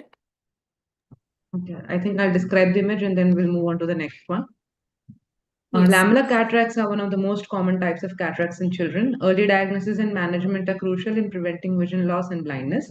Since lamellar cataracts are easily treatable, prompt intervention can significantly improve visual outcomes and prevent long-term complications.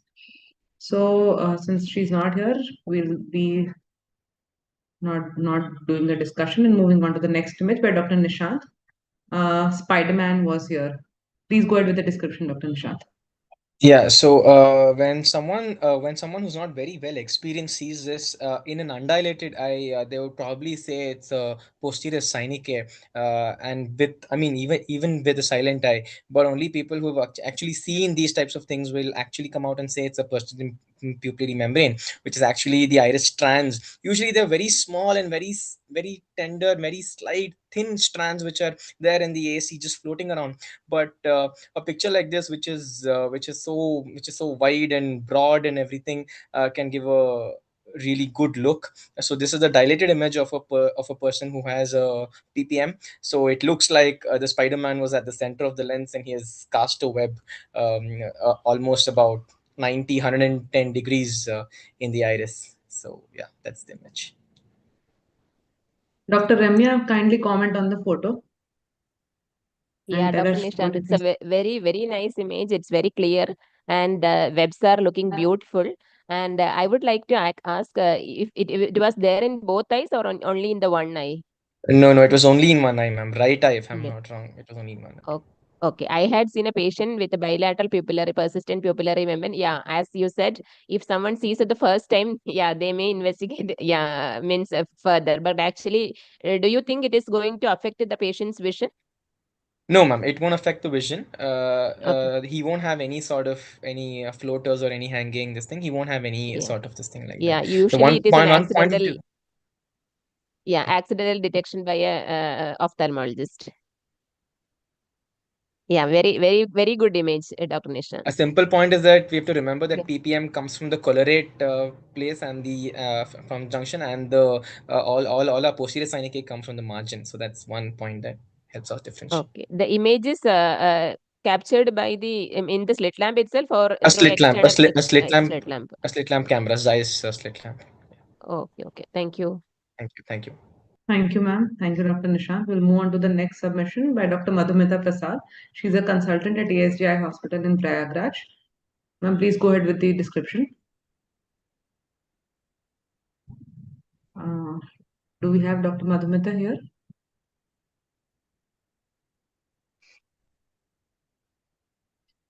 Okay, so this is a case of a congenital cataract, or a type of cataract that can develop in children at a young age. It's important to be aware that cataracts are not just a condition that affects older individuals.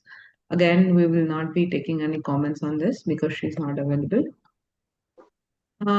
Moving on to the next submission by Dr. Harshal Sahare. He's a consultant in clinical vitreoretina UV and ROP at Dr. Agarwal's Eye Hospital. Sir, please go ahead with the description of your image. Hello everyone. The title is Mission Impossible actually. Retina reattached and lens betrayed. Here I am going to tell the interesting story of a 56-year-old gentleman who marched in a war complaining that his right eye had decided to take a vacation from sighting over the past 2 weeks. Examination confirmed the rebellion, that is a total retinal detachment. Though the rest of the eye looked innocent, surgery with pars plana vitrectomy and aseptic gas was restored visual democracy, and the retina dutifully reported back to work. But as you know, soldiers are always on duty. As peace was restored, a slain new troublemaker appeared, a shiny posterior subcapsular cataract, gleaming like an oil droplet under retroillumination, as if the lens itself wanted a moment in the spotlight too. Thank you. Thank you. Dr. Sonam, would you like to comment or question the image? Yeah, it's a very remarkable image. So I would like to know, how did you manage this patient? Actually, ma'am, it is a transient cataract. Generally, it very commonly interacted when we do cataract vitrectomy with a gas or sometime with oil. So as we remove oil or gas, automatically absorb it disappears. That's why sometimes we call it evanescent cataract. That is transient. Yep, a beautiful image. Thank you, ma'am. Thank you, ma'am. We'll move on to the next by Dr. Pranesh. Please go ahead with the description of the Loch Ness Monster. This is a patient who had a Mittendorf dot, a small 8-year-old small kid who had a Mittendorf dot, and I just took it with an anti-segment photograph. And on conversion to black and white, it looked like a Loch Ness monster. So that's my description of this picture. Right. Dr. Ishan, would you like to comment on this photo? It's a beautiful picture, and I know the history of Loch Ness monster. It is said it doesn't exist, but I guess the hyaloid artery, persistent hyaloid artery, does. But a very good image, and you have made it just black and white, right? Yes. Yeah. It's a beautiful image. Thank you. Fantastic image, sir. We'll be moving on to the next one by Dr. Jagdishwari, who's an assistant professor at DSI MSH Hospital. A forgotten trauma, a persistent star. Please go ahead with the description, Dr. Jagdishwari. Good evening, all. This is a slit lamp image taken through a smartphone. So this image shows is of a 45-year-old male who presented with us with the unilateral cataract in the right eye. On examination, he had a vision of 160 and a radial sphincter tear at 7 o'clock position and anterior stellate cataract. Anterior subcapsular stellate cataract, and rest of the examination was normal.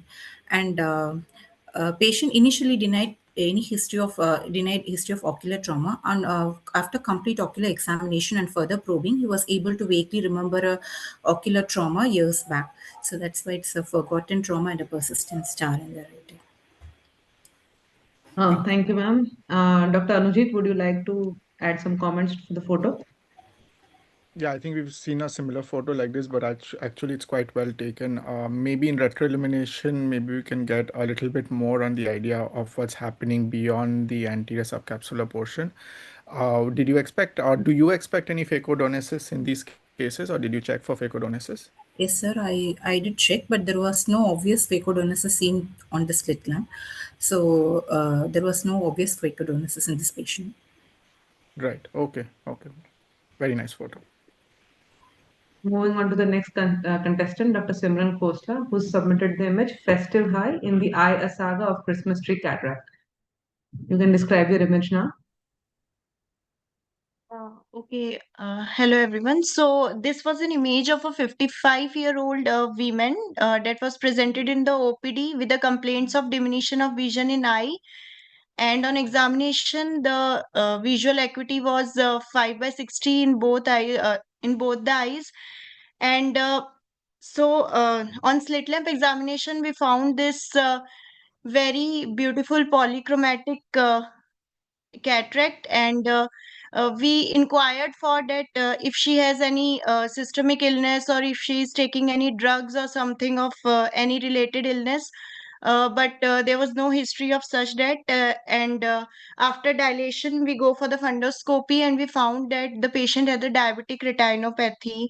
So this was the image taken at that time, and actually, my friend Dr. Madhur, we both have taken this image at that time together, and we had no idea that we will be presenting this image together here. So thank you. Thank you. I think it's such a beautiful image. It had to be presented twice.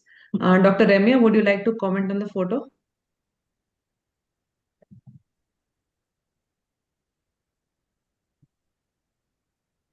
Yeah, nicely captured image. The polychromatic luster is seen beautifully.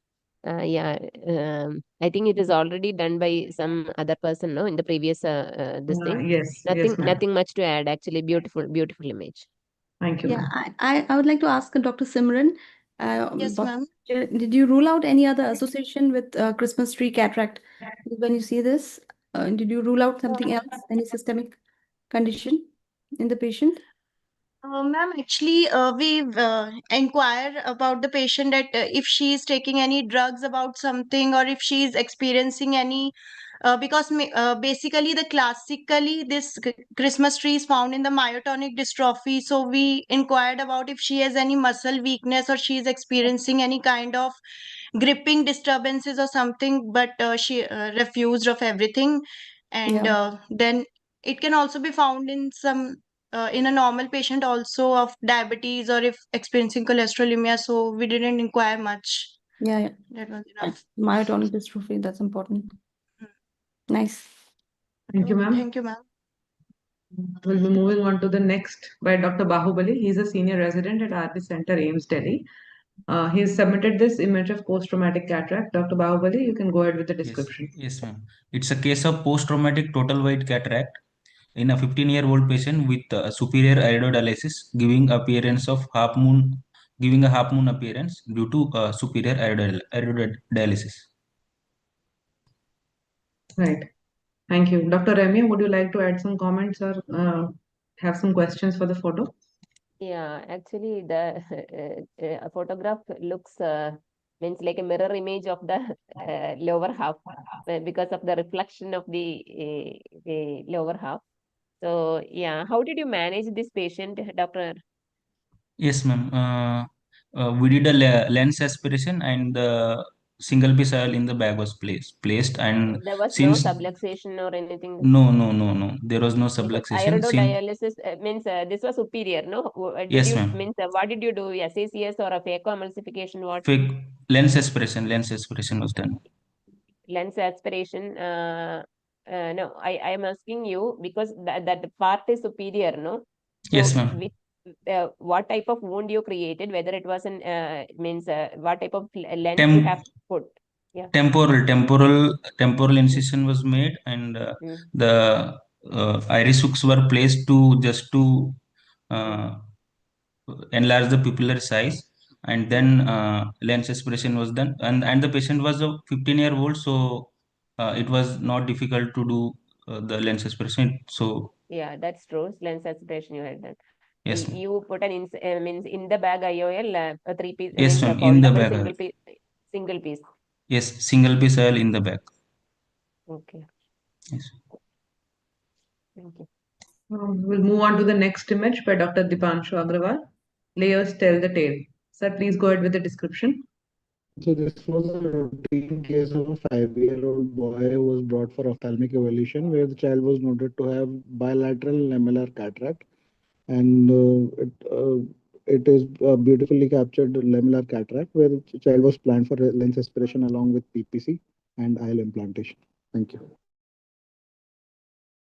Thank you, sir. Dr. Ankit, your comments on the photo, please.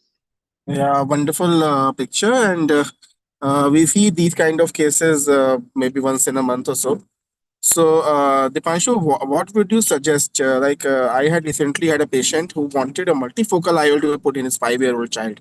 Would you suggest that? I don't think so.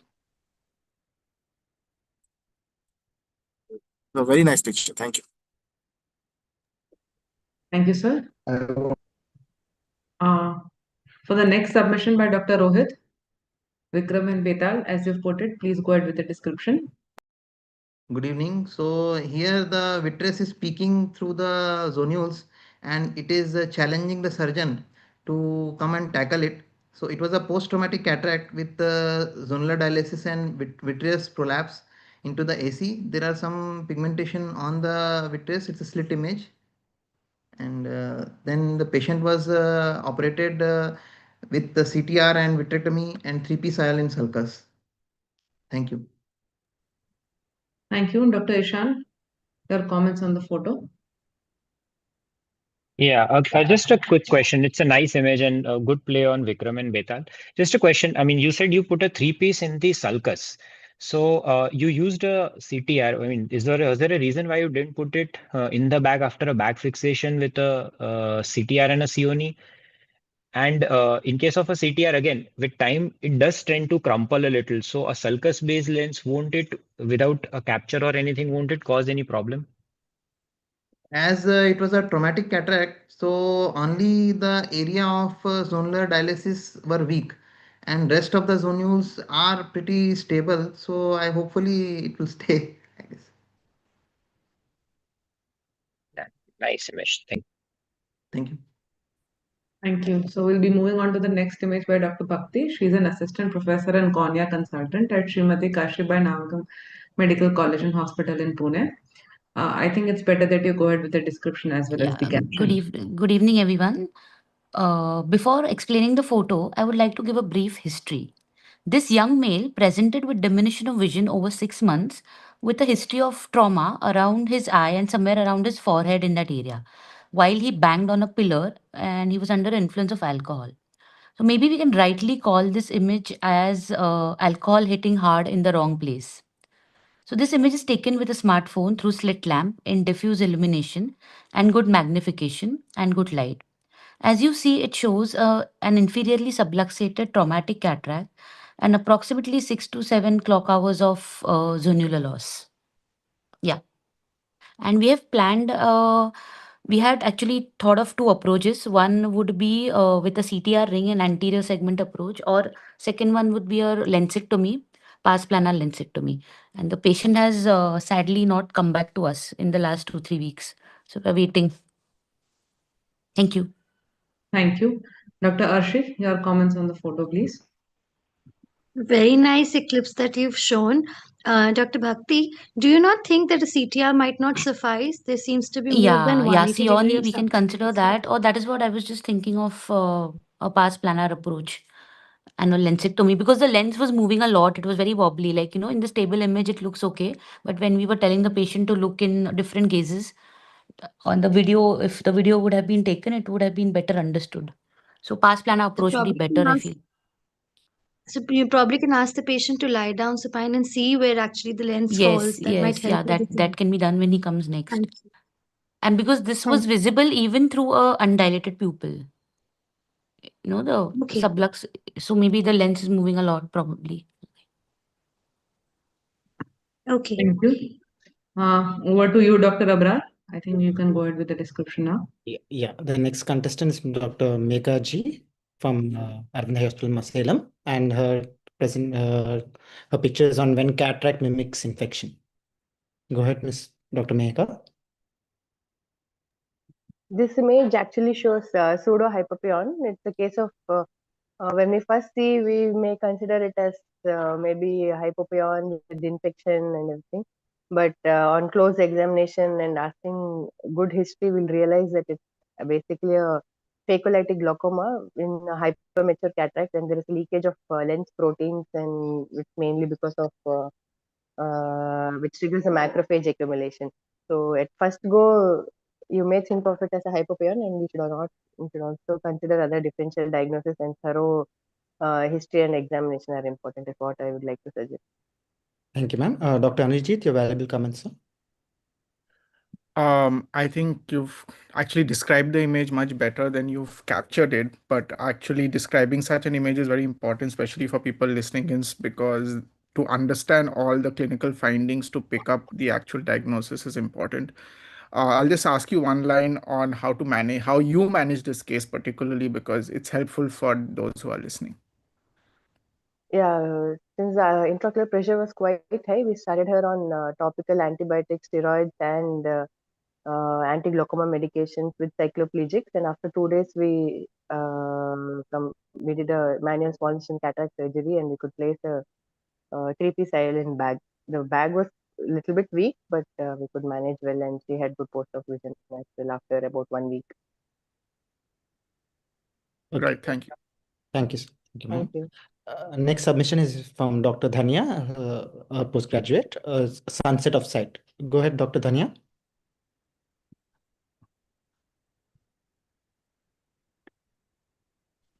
Good evening, everyone. This is a snap taken in OPD. In retroillumination, the cortical cataract mirrors a setting sun. The glowing fundus seems like a dusky sky, and the dark cortical spokes stretch like evening shadows, quietly marking the slow fading of sight. Thank you. Dr. Sonam, your comments, ma'am. Yeah. So, are you a resident, Dr. Dhania? Yes, ma'am. Yes. Dhanya, Dr. Dhanya. So, how did you take this picture? It's really interesting and beautiful. And can you tell us what is this white mark at the bottom? It's a shadow of light, ma'am. So that's the slit lamps? Yes, ma'am. Okay, Yes. horizontal illumination. Okay, how Yes, Mm. did you take this picture on the slit lamp It's itself? on smartphone. On your smartphone? Yes. Okay, so what was the main complaint of this patient? She came with blurring of vision for regular checkup only. Okay. It's like minimal cataract. Yeah, Yes. beautiful and really artistic. Thank you, ma'am. Thank you. Moving on to the next submission by Dr. Tanya. It's titled Setting Sun. Go ahead, Dr. Tanya. Good evening, everyone.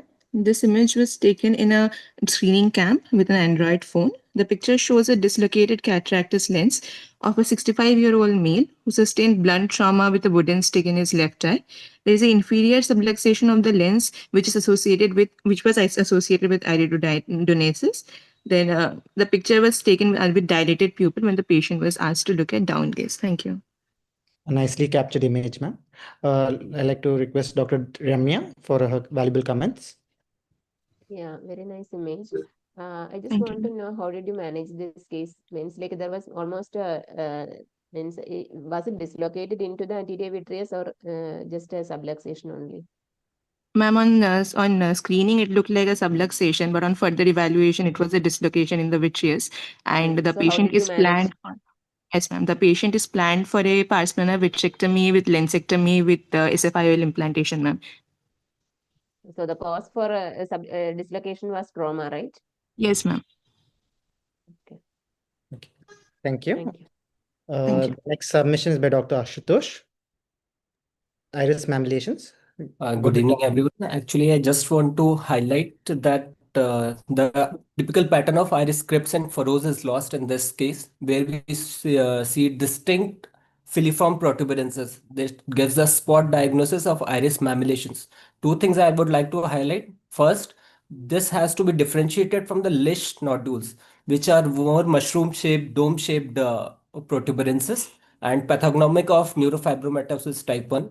And the other thing is these patients still have to be kept under long-term follow-up because there is increased risk of melanoma as well as increased risk of glaucoma in such patients. So she's a young girl and still under follow-up for maybe 6 months now, and we will keep it that way. Nice capture, doctor. I'd like to request Dr. Ankit for his comments. Yeah, it's a nice capture and not really seen in clinical practice at all times, and maybe sometimes they miss it also.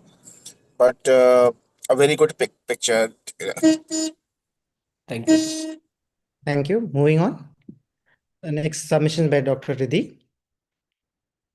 Posterior polar cataract, beauty and delicacy. Go ahead, ma'am. Good evening, everyone. So this is a smartphone captured photograph of a posterior polar cataract. So the title is Posterior Polar Cataract Beauty. One second, can you just...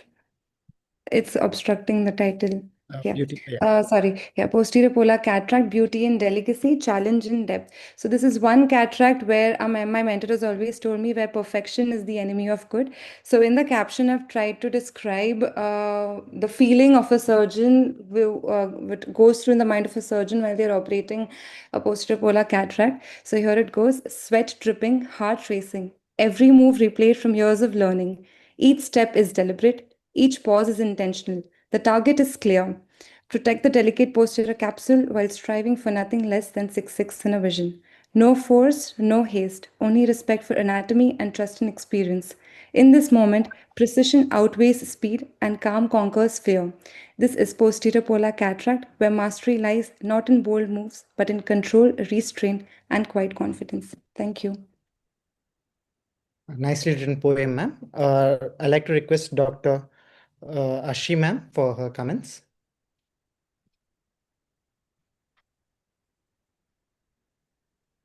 Hi. So I actually think it's a very beautiful image.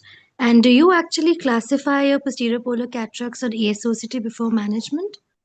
Yes, ma'am, we do classify. We basically try to see if there is any pre-existing posterior capsular tear. So if we can get that, that's the best before we go ahead with the surgery, ma'am. All right. Thank you. Yeah. Thank you. Moving on to the next one by Dr. Pavani. She is a consultant ophthalmologist.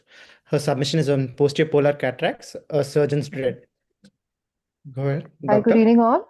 Good evening all. So I think my previous contestant had already given a very beautiful poem suggesting everything what could be dreaded.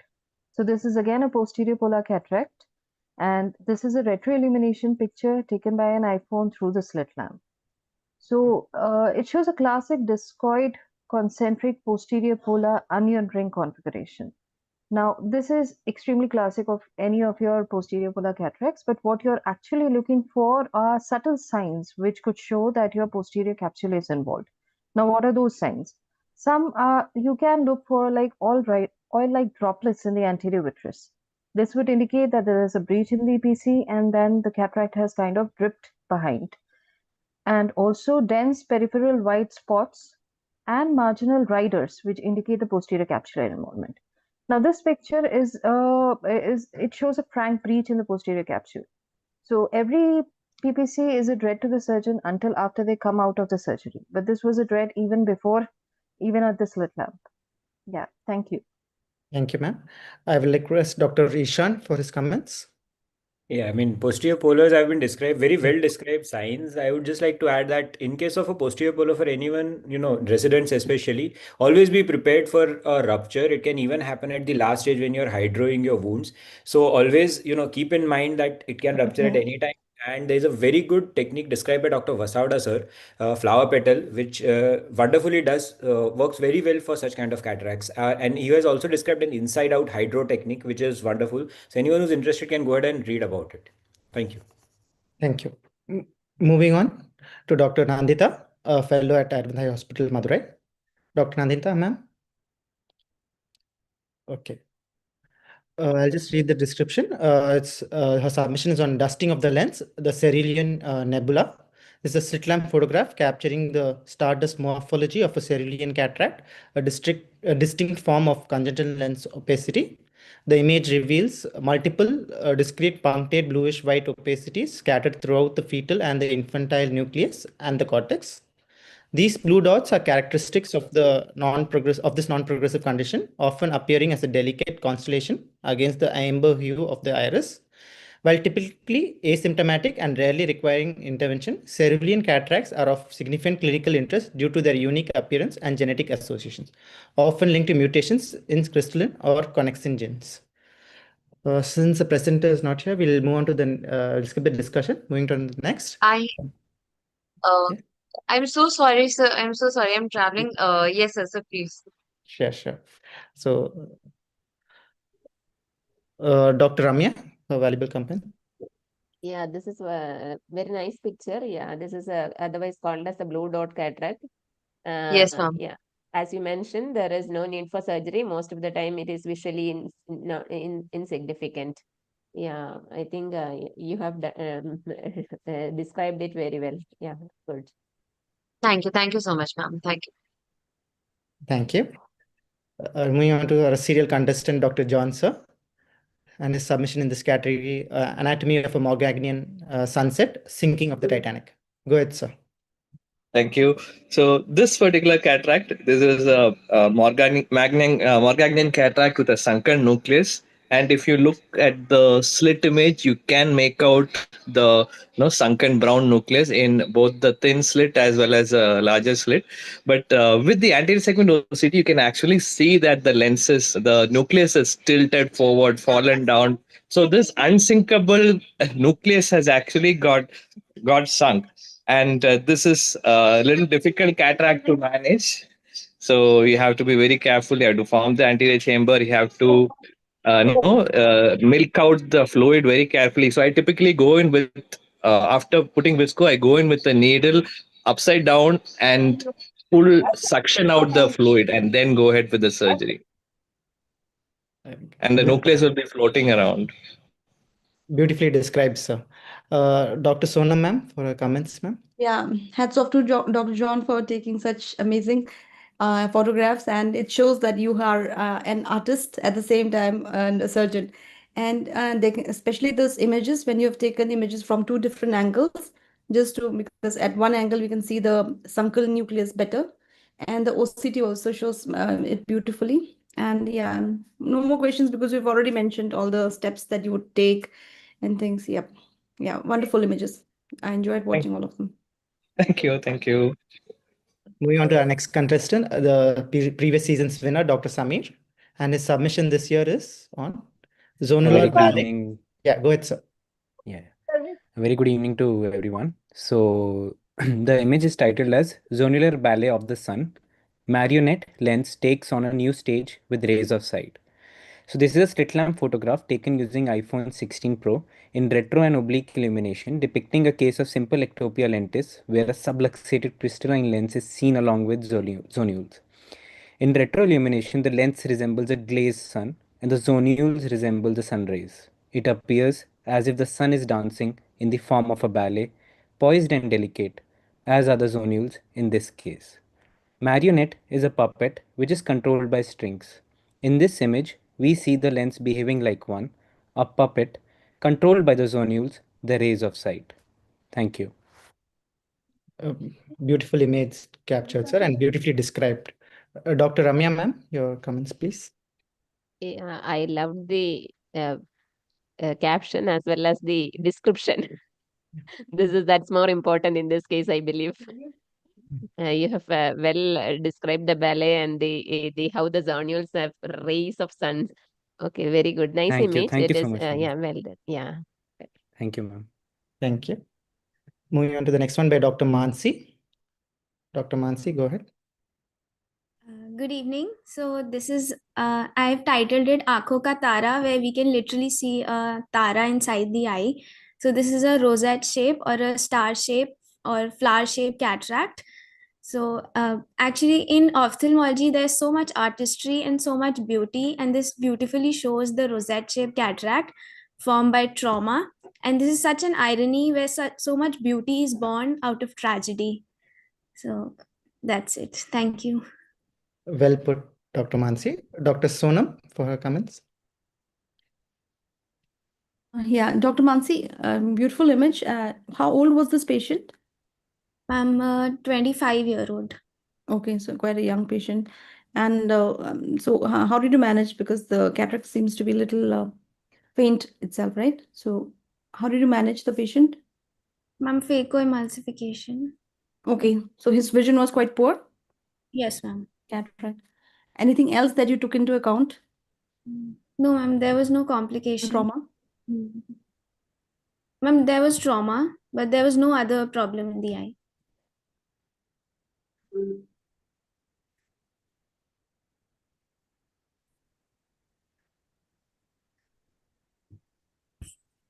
Okay, thank you.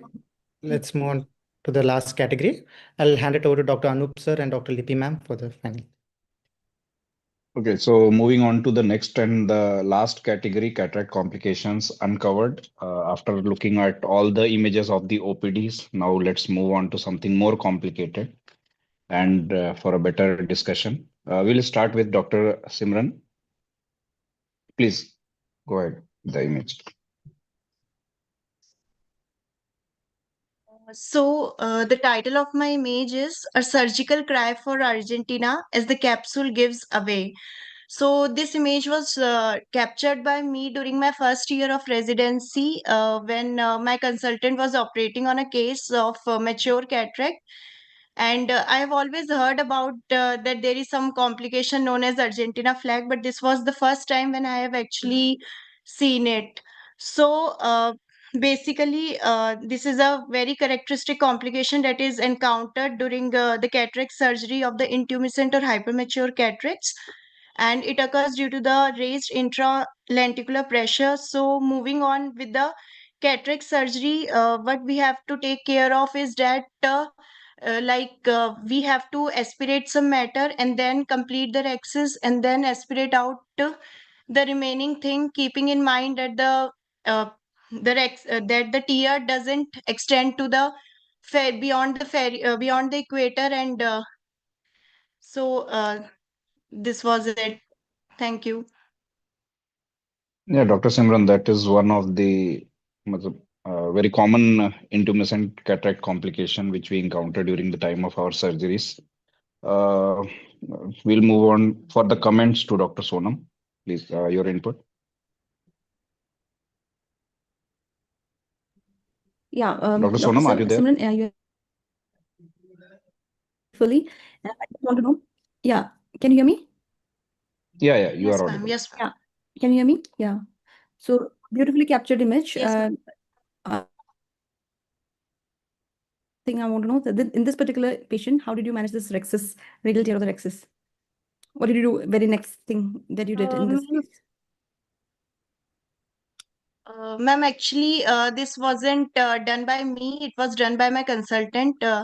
It was captured by me when I was in first year residency.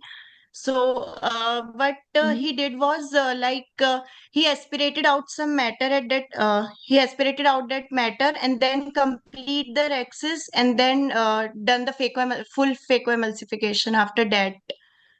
And the This like surgery are was some scissors used to. uneventful and nothing. Okay. All right. Fine.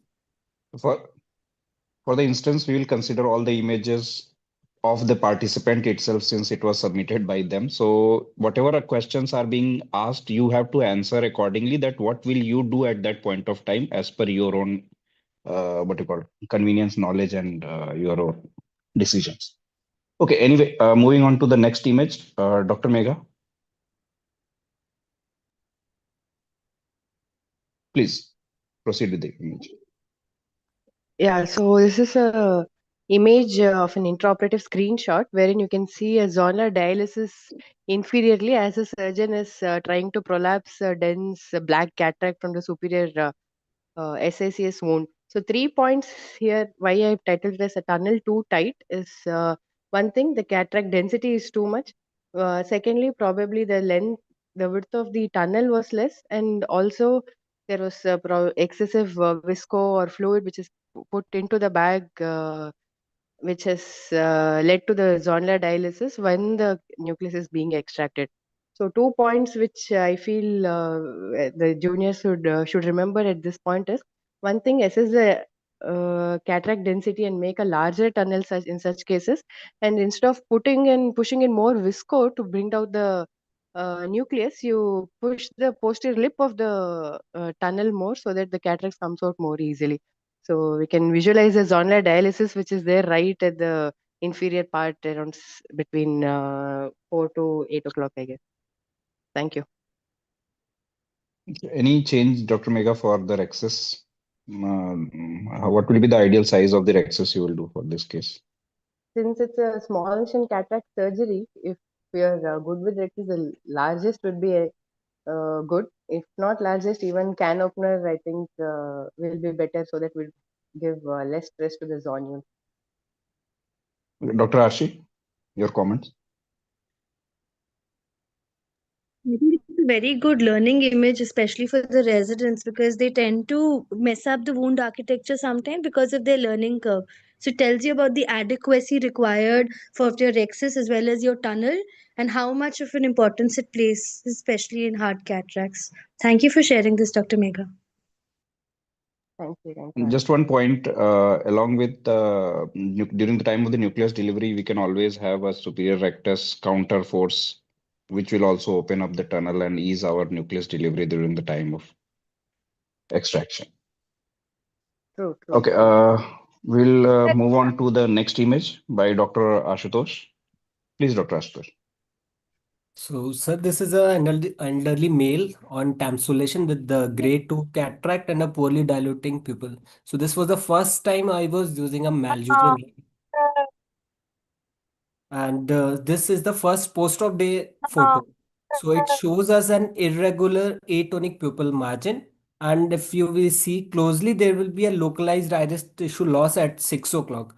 So I learned this technique of placing and removing this maloding ring from various YouTube videos, including on our YOSI links. But I would like to highlight that it is very important how to disengage, because that atonic thinned out pupil gets engaged in the scroll, and it is very difficult. It was quite difficult to remove it from the scroll and then remove it. So one thing I noticed that I was using a Sinski's hook to disengage, but instead of that, I should have used a Lester hook or a Kuglen hook, which was not available to me at that time. But in future, I will keep that in mind. Thank you. Okay, Dr. Ramya. Yeah. So, what do you means on the patient is already on tamsulosin, right? So, Yes, what would ma'am. have caused? Yeah. So, you means you had some IFIS type of complication during the surgery. Yes, ma'am. I was hoping for the same. So it was just a 3 pill and not dilating much with the adrenaline as So, well. So that's why I was planning to use this pupil dilate. Okay. So before putting the Maligan ring, have you tried stretching the pupil to a bit, because it's very small, means little, no, like only 3 mm. So Yes, how ma'am. did But you? since Yeah. I was planning to use the ring. It was going to be my first experience, so I did not do it mechanical stretching. I have used it that in earlier cases, but in this particular case, I did not do that. Okay. So it has caused some type of means like a sphincter tear, right? So that's why the pupil is looking slightly irregular. That Is is it? why, but now it has quite a bit recovered after a 1 week or so. But it was first Okay. day, it was like this. Okay, sir. There's a 7 o'clock position. There is like a V-shaped tear or something. No, Am that I? was Yeah. not the tear, ma'am. It was the pupil position which has occupied. Maybe due to the scroll, the location of the scroll at that point. There might be Oh, an. okay. Good image. But I Thank you. think you should have captured the Maligan ring with the Mali. This is post-op day, is a first day, This right? is taken on slit lamp first post-op day, so that Yeah. effect. Yeah. The intro image, if you have put it, would have been better, I think. That I will submit in the video thing, ma'am. Oh, okay. Okay. Thank you.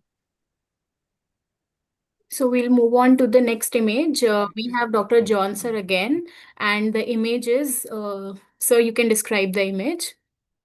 So, being a glaucoma cataract surgeon, this sort of phacolytic glaucoma patients do come to me. I mean, even if you are a regular cataract surgeon, they come to you. And this particular patient had sparkling particles floating around. And if you actually look at the video, these particles they flow in the direction of aqueous. So near the iris, they go up because of the warmth of the iris, and near the cornea, they flow down. So it's a beautiful dance of sparkling diamonds in the eye.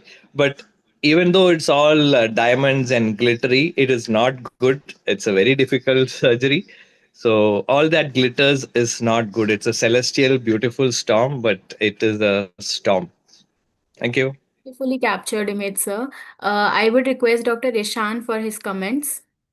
Yes, Dr. John, we really have to learn to, capture images and envision things the way you do. I just, out of curiosity, how did you manage? I mean, the visibility is quite poor. So normally a retro illumination or otherwise also it would be quite difficult. So maybe you remove the epithelium, but how did you exactly manage? I mean, how did you I engage? did not remove the epithelium. So in this particular case, so it's all about the lighting angle. So if the light was a little more wider, I was getting a lot of glare. So I adjusted the light beam to this particular. If it was too thin, I couldn't get enough of these sparkling particles. If it was too wide, I was getting too much of glare. So I adjusted the thickness of the beam so that the glare was just out. And if you look closely, the light falls at an angle, cuts through the anterior chamber and falls on the iris away, and we are getting a dark background through which you can see the sparkling lens particles. So it's all about the play of shadows. And all these are captured with my phone. So OnePlus. So this one was probably a OnePlus 3T, because that was my workhorse for a long time. And now my regular phone is a OnePlus 11. So yeah, these are all smartphone photographs captured with no bare-handed technique. That is, I hold the phone with my hands horizontally next to the eyepiece, and I stabilize with my left hand, little finger. I move up, down, left, right, forward, backward, focus, touch the screen to lock the focus on the slit of light, and adjust the brightness up and down to lock the exposure, and then click the photo. So no adapters, no slit lamp camera, just your phone and hands and light and focus. Thank you. Thank you. Beautifully Thank you, done. sir. So we'll move on to the next participant, Dr. Reenal Pandit, and her image is the melting lens. Over to you, ma'am. So again, in line of what John just described, being a glaucoma and a cataract surgeon, you're often put in a very tight spot, and this is a similar case of a patient who presented with a phacolytic glaucoma, a very very common scenario in our OPDs in India. And what I further wanted to look into was actually if I can see the nucleus sunken into the bag, what is typically described in the textbooks. So I use the UBM, and in the image next to the slit lamp image, we can see the nucleus, the margins of the nucleus very clearly. So the nucleus is sunken into the bag is intact, and we can see the liquefied cortex. So it's just diving deep into the anatomy. Thank you, ma'am. I would request Dr. Yes. Samantha for her comments. Yeah, very nice picture of the UBM. I mean, it really shows how hypermature cataract behaves. So thank you for that image. And how did you manage this case, Dr. Reenal? Like, what was the pressures and how It did you manage it?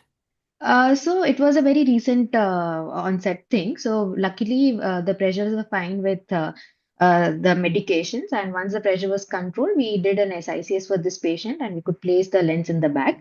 And no other treatment was required. The pressures were controlled post surgery. So we could stop the AGMs 3 weeks post op.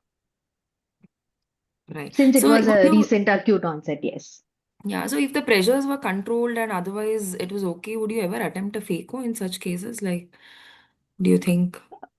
We can, but in my experience, I would rather play safe and go ahead with an SICS. Right, with an Could SICS, be, okay. can be done by, yeah, can be opted. Okay. Do you also give like intra-op mannitol for such cases as a precaution? No, not really required. We do keep a backup, but we would want to pre-operatively control the pressure. Sometimes it's very, very difficult. The pressures don't go less than 30. In such cases, we give an intra-op mannitol. But for this particular case, it was the You're pressures were not required. controlled. Yeah, it was not required. Right. Thank you Yes. so much. Thank Thank you. you. Thank you We'll so move on much. to our last image for today, Dr. Bahubali, and his image is the dead bag syndrome. Over to you, Dr. Bahubali. Yes, ma'am. Here you can see a 50-year-old male patient presented to us with diminution of vision after 7 years of cataract surgery. On slit lamp examination, you can see inferiorly subluxated IOL black bag complex with clear optics and no signs of any fibrosis or posterior capsular opacity, hinting towards a diagnosis of dead bag syndrome. Thank you. I request Dr. Sonam ma'am for her comments. Yeah, so it's a beautiful image. And how would you, say that? Like, how can you avoid a dead back syndrome? If you could tell us. Yeah, no. The main cause for the dead back syndrome is the absence of lens epithelial cells, which are helpful for the fibrosis and the subsequent support for the back. So, aggressive polishing uh, during the cataract surgery is the main cause and the culprit for the dead back syndrome. So, avoiding that aggressive polishing Yep. should be the aim And in to this prevent. particular case, what would be the management for this patient? Ma'am, in this case, the decision was taken intraoperatively. The IOL explant was done, and the scleral fixated IOL was placed Yep. Great. with the anterior vitrectomy. Okay, thank you. So before we move on to our audience poll, we have a very interesting talk by Dr. Sameer Chaudhary on how to capture an award-winning anterior segment photograph. And in the meantime, Sameer is sharing his screen. I would like to request Dr. Sonam ma'am and Dr. Remya ma'am for their feedback and for their comments on the pictures. Dr. Ramya, please go first. Yeah, first of all, I would like to thank YOSI team for having me here today. I would like to congratulate all the participants because all the quality of the images were excellent, and only people who keenly observe, document, and also have a clinical insight. Means we want to compare our image with something else in the nature or something like that, they will be able to do this. So I congratulate all of them. It's just not about the competition, it's the participation. All the images were actually one better than the other. So I congratulate all of them. So nice, nicely conducted by YOSI. Thank you, everyone. Definitely. I'm really glad that I'm part of this great session because I'm myself a big time photographer, or you can say ophthalmic photography because it's my passion. And I love to click every time when I see something interesting, it just makes me excited. And I see this, and I'm looking at all this beautiful, fantastic images clicked by all the ophthalmologists here, especially the young ones, okay, and the residents and all, they are coming up with such beautiful pictures. I'm really, happy to see that. And also Lippy and Yossi, you have actually, started this ophthalmic photography competition, which is actually going to promote the culture of taking beautiful images, at the same time promoting the culture of, people being more aware of what to do next when you see the image, and that just automatically makes you question, okay, how would you manage it? So that thing, the will just come in, the spark will just come in the mind of the young residents and young ophthalmologists. So wonderful. Congratulations, Yossi. Thank you so much, ma'am. So if Samir is ready, we can go ahead with Samir's presentation. Yeah. Are my slides visible? Yes, visible. Yeah. So a very good evening to everyone. It's good to be back, and thank you, Dr. Lippi, and the entire Cataract Focus Group YOSI for giving me this opportunity. I'll just make it very short and brief. So I'll be presenting on Beyond the Click, the art of clinical photography, and how to win an how to click a good anterior segment photograph. So this is last year's webinar where I was announced announced with the winning image, and among the several awards that I got at YOSICon that recently concluded, obviously the Cataract Chitra competition was one of the most special ones. And so this was the image which got the prize last year. So it basically shows a subluxated lens with zonules with pseudo exfoliative material deposited on the zonule. So this was clicked. I was actually in a peripheral center where I saw this patient in a charity in the charity section, and I clicked it using my smartphone through the slit lamp. So it was titled as pseudo exfoliative blizzard, frosted zonules with phakic shiver. Fibrillary white, fluffy pseudo-exfoliative material is seen over the zonules of Zin, which is also called Zin's membrane, and the cataractus lens. The resultant considerable zonular weakness has resulted in inferior subluxation of the lens with gross phacodonosis. The phacodonosis and the white pseudo-exfoliative material over the zonules give the appearance of a lens that is shivering in frosty conditions. So if you see, it is not just the image, but also the caption and the title that actually matters significantly. And similarly, I also got the runner-up prize for the APAO APOS imaging competition. On the left side, you can see the image that got the prize. It was basically I clicked an image of a mid-level of the ophthalmic practitioner doing refraction for an elderly patient in her cubicle through a 90D lens. The focus was achieved through the 90D lens, and the remaining background was blurred. So I basically portrayed this as how the life of a person is with refractive errors, and how it is if refractive correction is not given. So these are few of my photos which I have tried in several imaging competitions. You can see an absorbing hypermature cataract, Christmas cataract, a traumatic cataract case showing a CTR postoperatively, a case with iron foreign body seen on gonioscopy, and this is a posterior segment photo, and then you can see a microsphere of phakia with zonular laxity. Similarly, another few photos. This was actually a lens coloboma, which again was clicked using a smartphone. This actually came out to be a publication as the patient also had a retinal detachment, and it was a Schwartz-Matsuo syndrome. Another few images. The one on the left shows a Francois dystrophy. Then you have the Christmas tree cataract in oblique and retroillumination. And although these images look very raw when you click through the eyepiece, once edited properly and cropped, they come out actually very beautiful.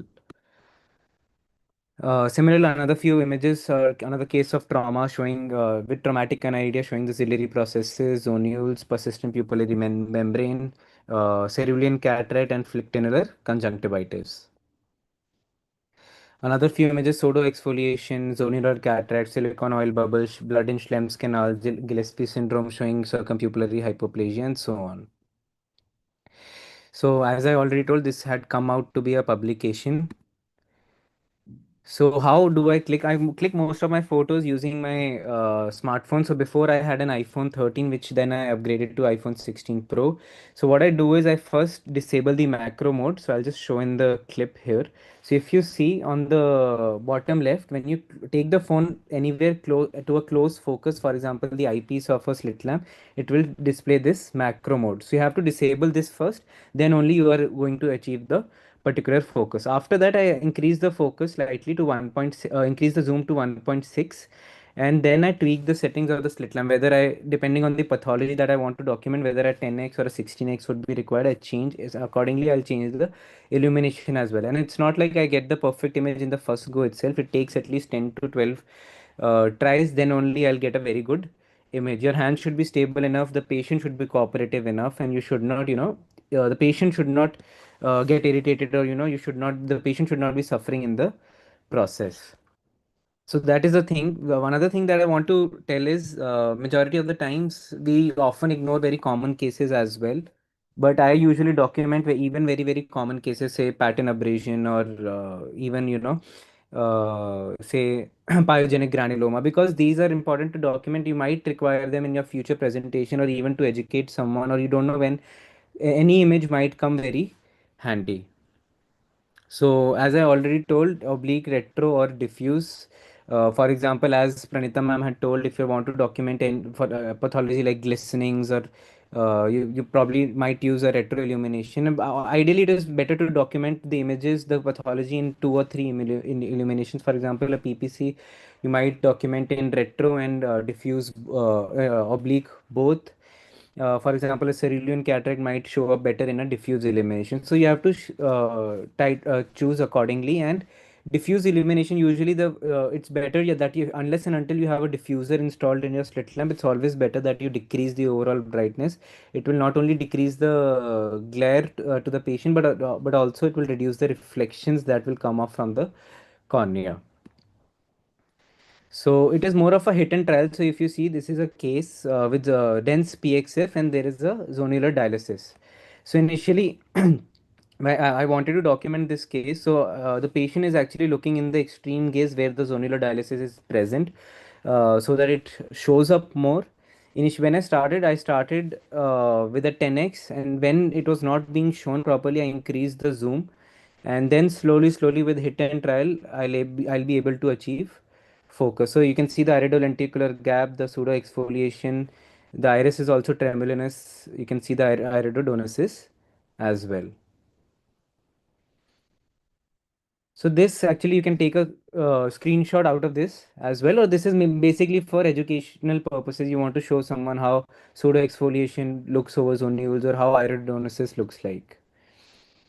So another why documentation is very important is because of the publications. You can, probably the photo essays or ophthalmic images are one of the easiest to publish. It takes very less time. You can probably, take an image, edit it, and submit it, do the short write-up and submit it in a day. So it's always better to document whatever case you are seeing, whether it's unique or relatively common. For example, we had published a case image of the 360-degree KF ring, just made it interesting by comparing it with the copper coin, and published in the Tamil Nadu journal. So as I was telling, this on the left, you can see this is a case of Fuchs endothelial dystrophy, and the image that was taken above was on high magnification, I guess 25x or 16x, I'm not very sure, and the one on the below with a lower magnification. So this is basically for educational purposes. If you want to show someone, a resident who has just recently joined, how Gatte looks like. And this, just a second. So this was a video which was a case of an anterior lenticonus.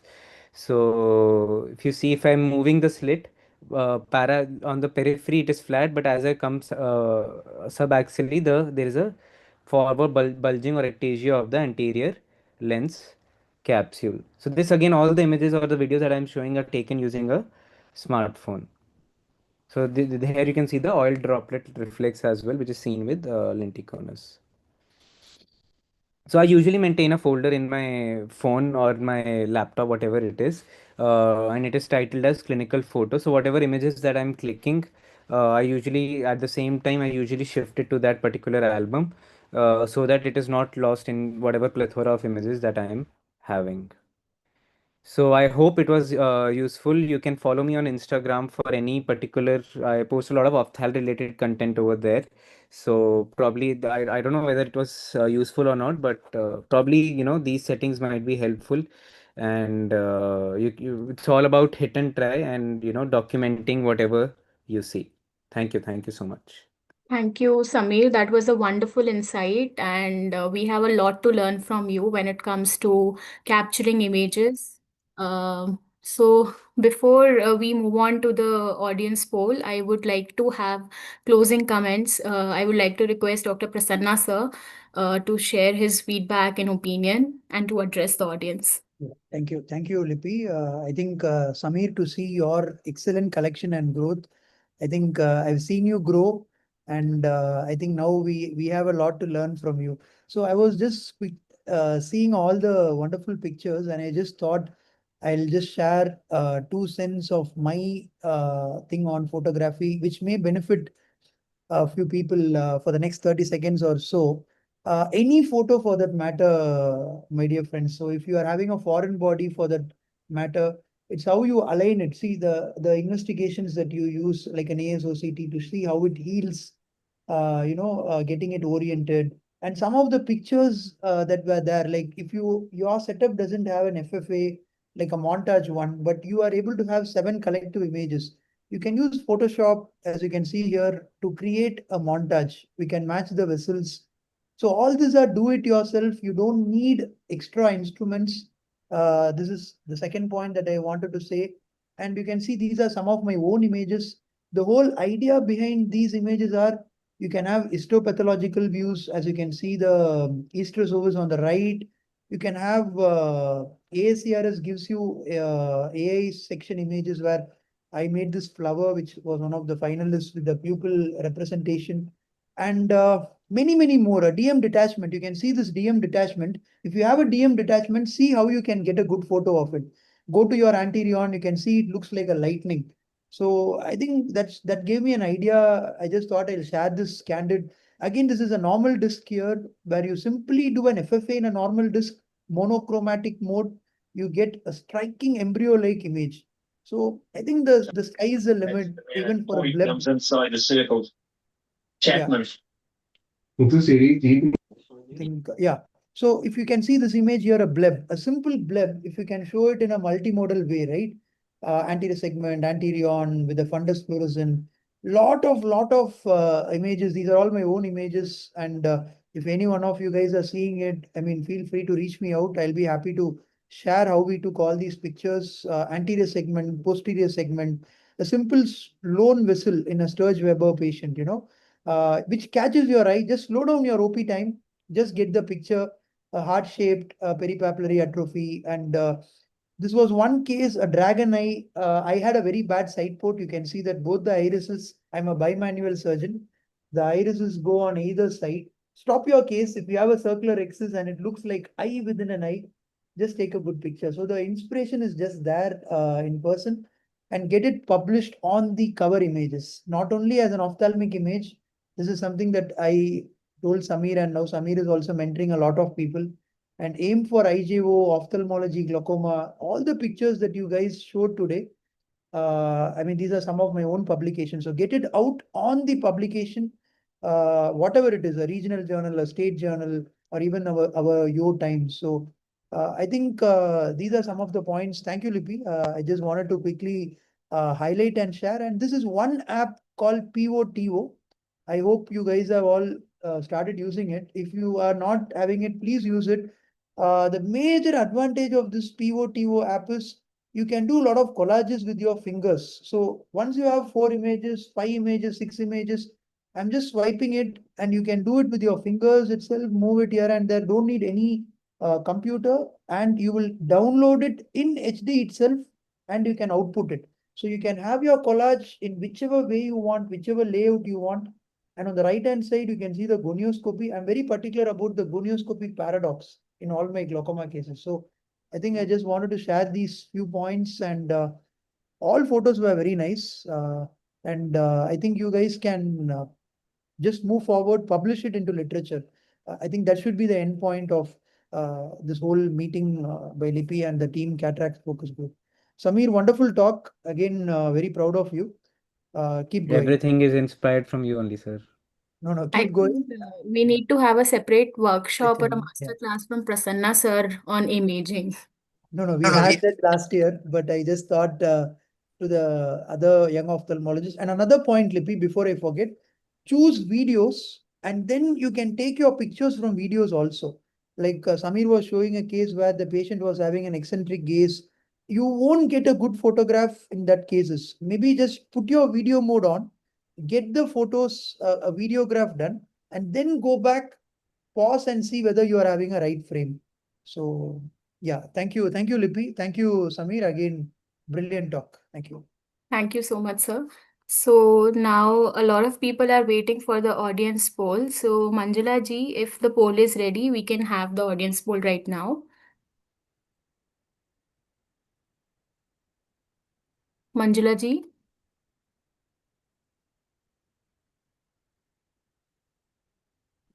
The poll was live, madam. Okay, the poll is live. You can see it on your screen.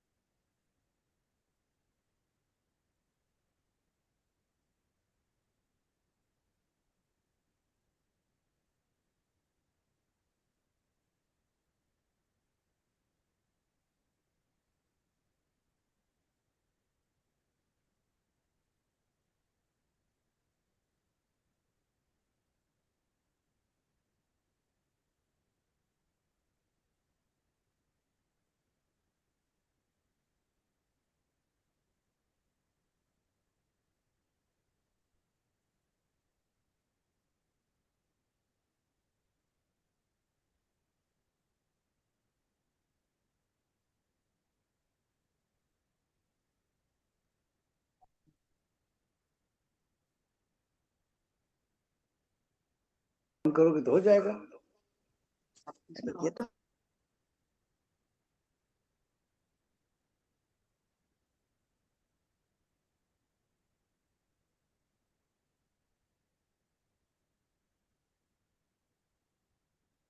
So we have reached 86% of the audience. We're still waiting for a few more I minutes. can't see the poll, and many people in the chat also cannot. So you can go to the poll/quizzes option, which is right there.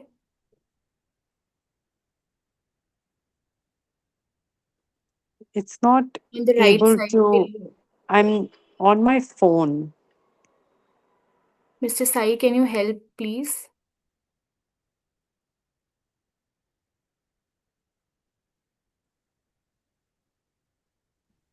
You're on your phone, is it, doctor? Sai, one can't see it on their phone screen. I think it's different when you're logged in from your laptop.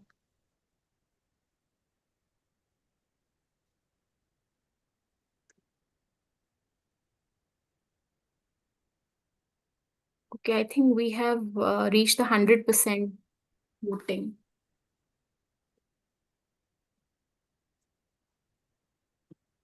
Should I end the poll? Yes, just one more minute. Yes, we can end it now. Okay.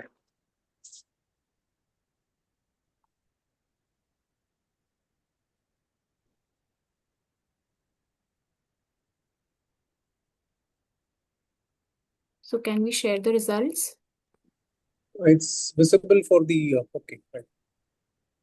Okay, so Dr. Akshika Dhamija has received 25% of the votes, followed by Dr. John Davis,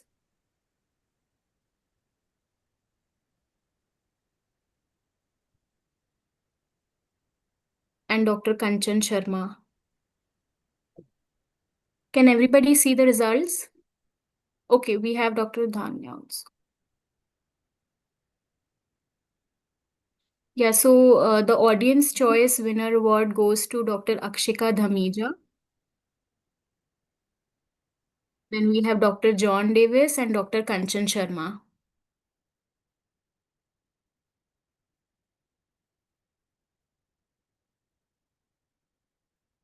So congratulations to the audience choice winners. For the judges awards, we'll quickly compile the results and we'll let you know by tomorrow the judges winners. There will be 6 winners in 6 categories and 2 overall winners as well. So before we close, I request everyone to please switch on their cameras for a group photo, and I would like to request our panelists to say a few words quickly, just in view of time. I'll just say something. We should have season 3, and season 3 should have 12 segments. And I hope we have 100 participants in season 3. Well done, Lippy.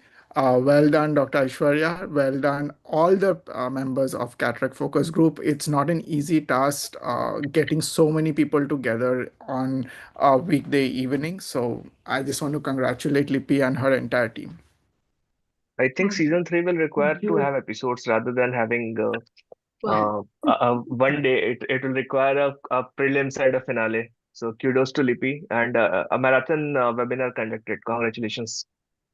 Yeah, Thank and you. we can keep a backup VR surgeon for all these dangling levels and Thank you to lenses. all the participants for their efforts, for submitting so many entries, to all the judges, and to all the panelists for being there. This was a long webinar, and so yeah, we'll quickly have a group photo with the YOSI sign. Manjula ji, can you help with the picture?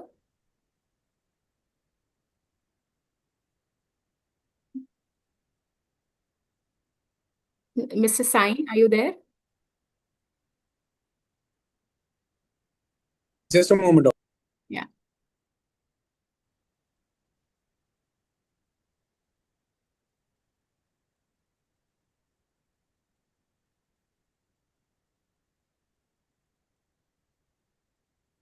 You know what? I'll take one. Yes. Done. Okay. Thank you. Nilesh sir, you would want to add something? Vinod sir?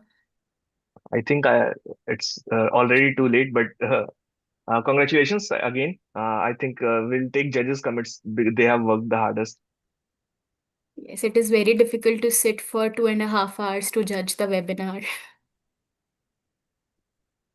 No, but I think it was so interesting that we didn't feel the 2.5 hours. Like every picture was so, captivating, and we would have seen these things sometime in our OPD, but to have taken them so beautifully and present it here, I would congratulate all the participants here for, taking all these photos in their regular day-to-day OPD and surgeries and present it here. It was wonderful. Thank you, Lippy, for involving me in this, and I really enjoyed it. Thank you. Thank you, everyone. So the awards will be given at the next POCCon, which is in July. All the awardees will be given awards there only. So congratulations to the audience choice winners, and stay tuned to know the judges' results by tomorrow morning. Thank you, ma'am. Thank you, everyone. Thank you. Thank you, everyone. Good night, everyone. Good night, everyone. Thank you. Good night. Good night. Night, everyone. Thank you. Good night. Good night, everyone. Good night. Good night. Good night. Thank you.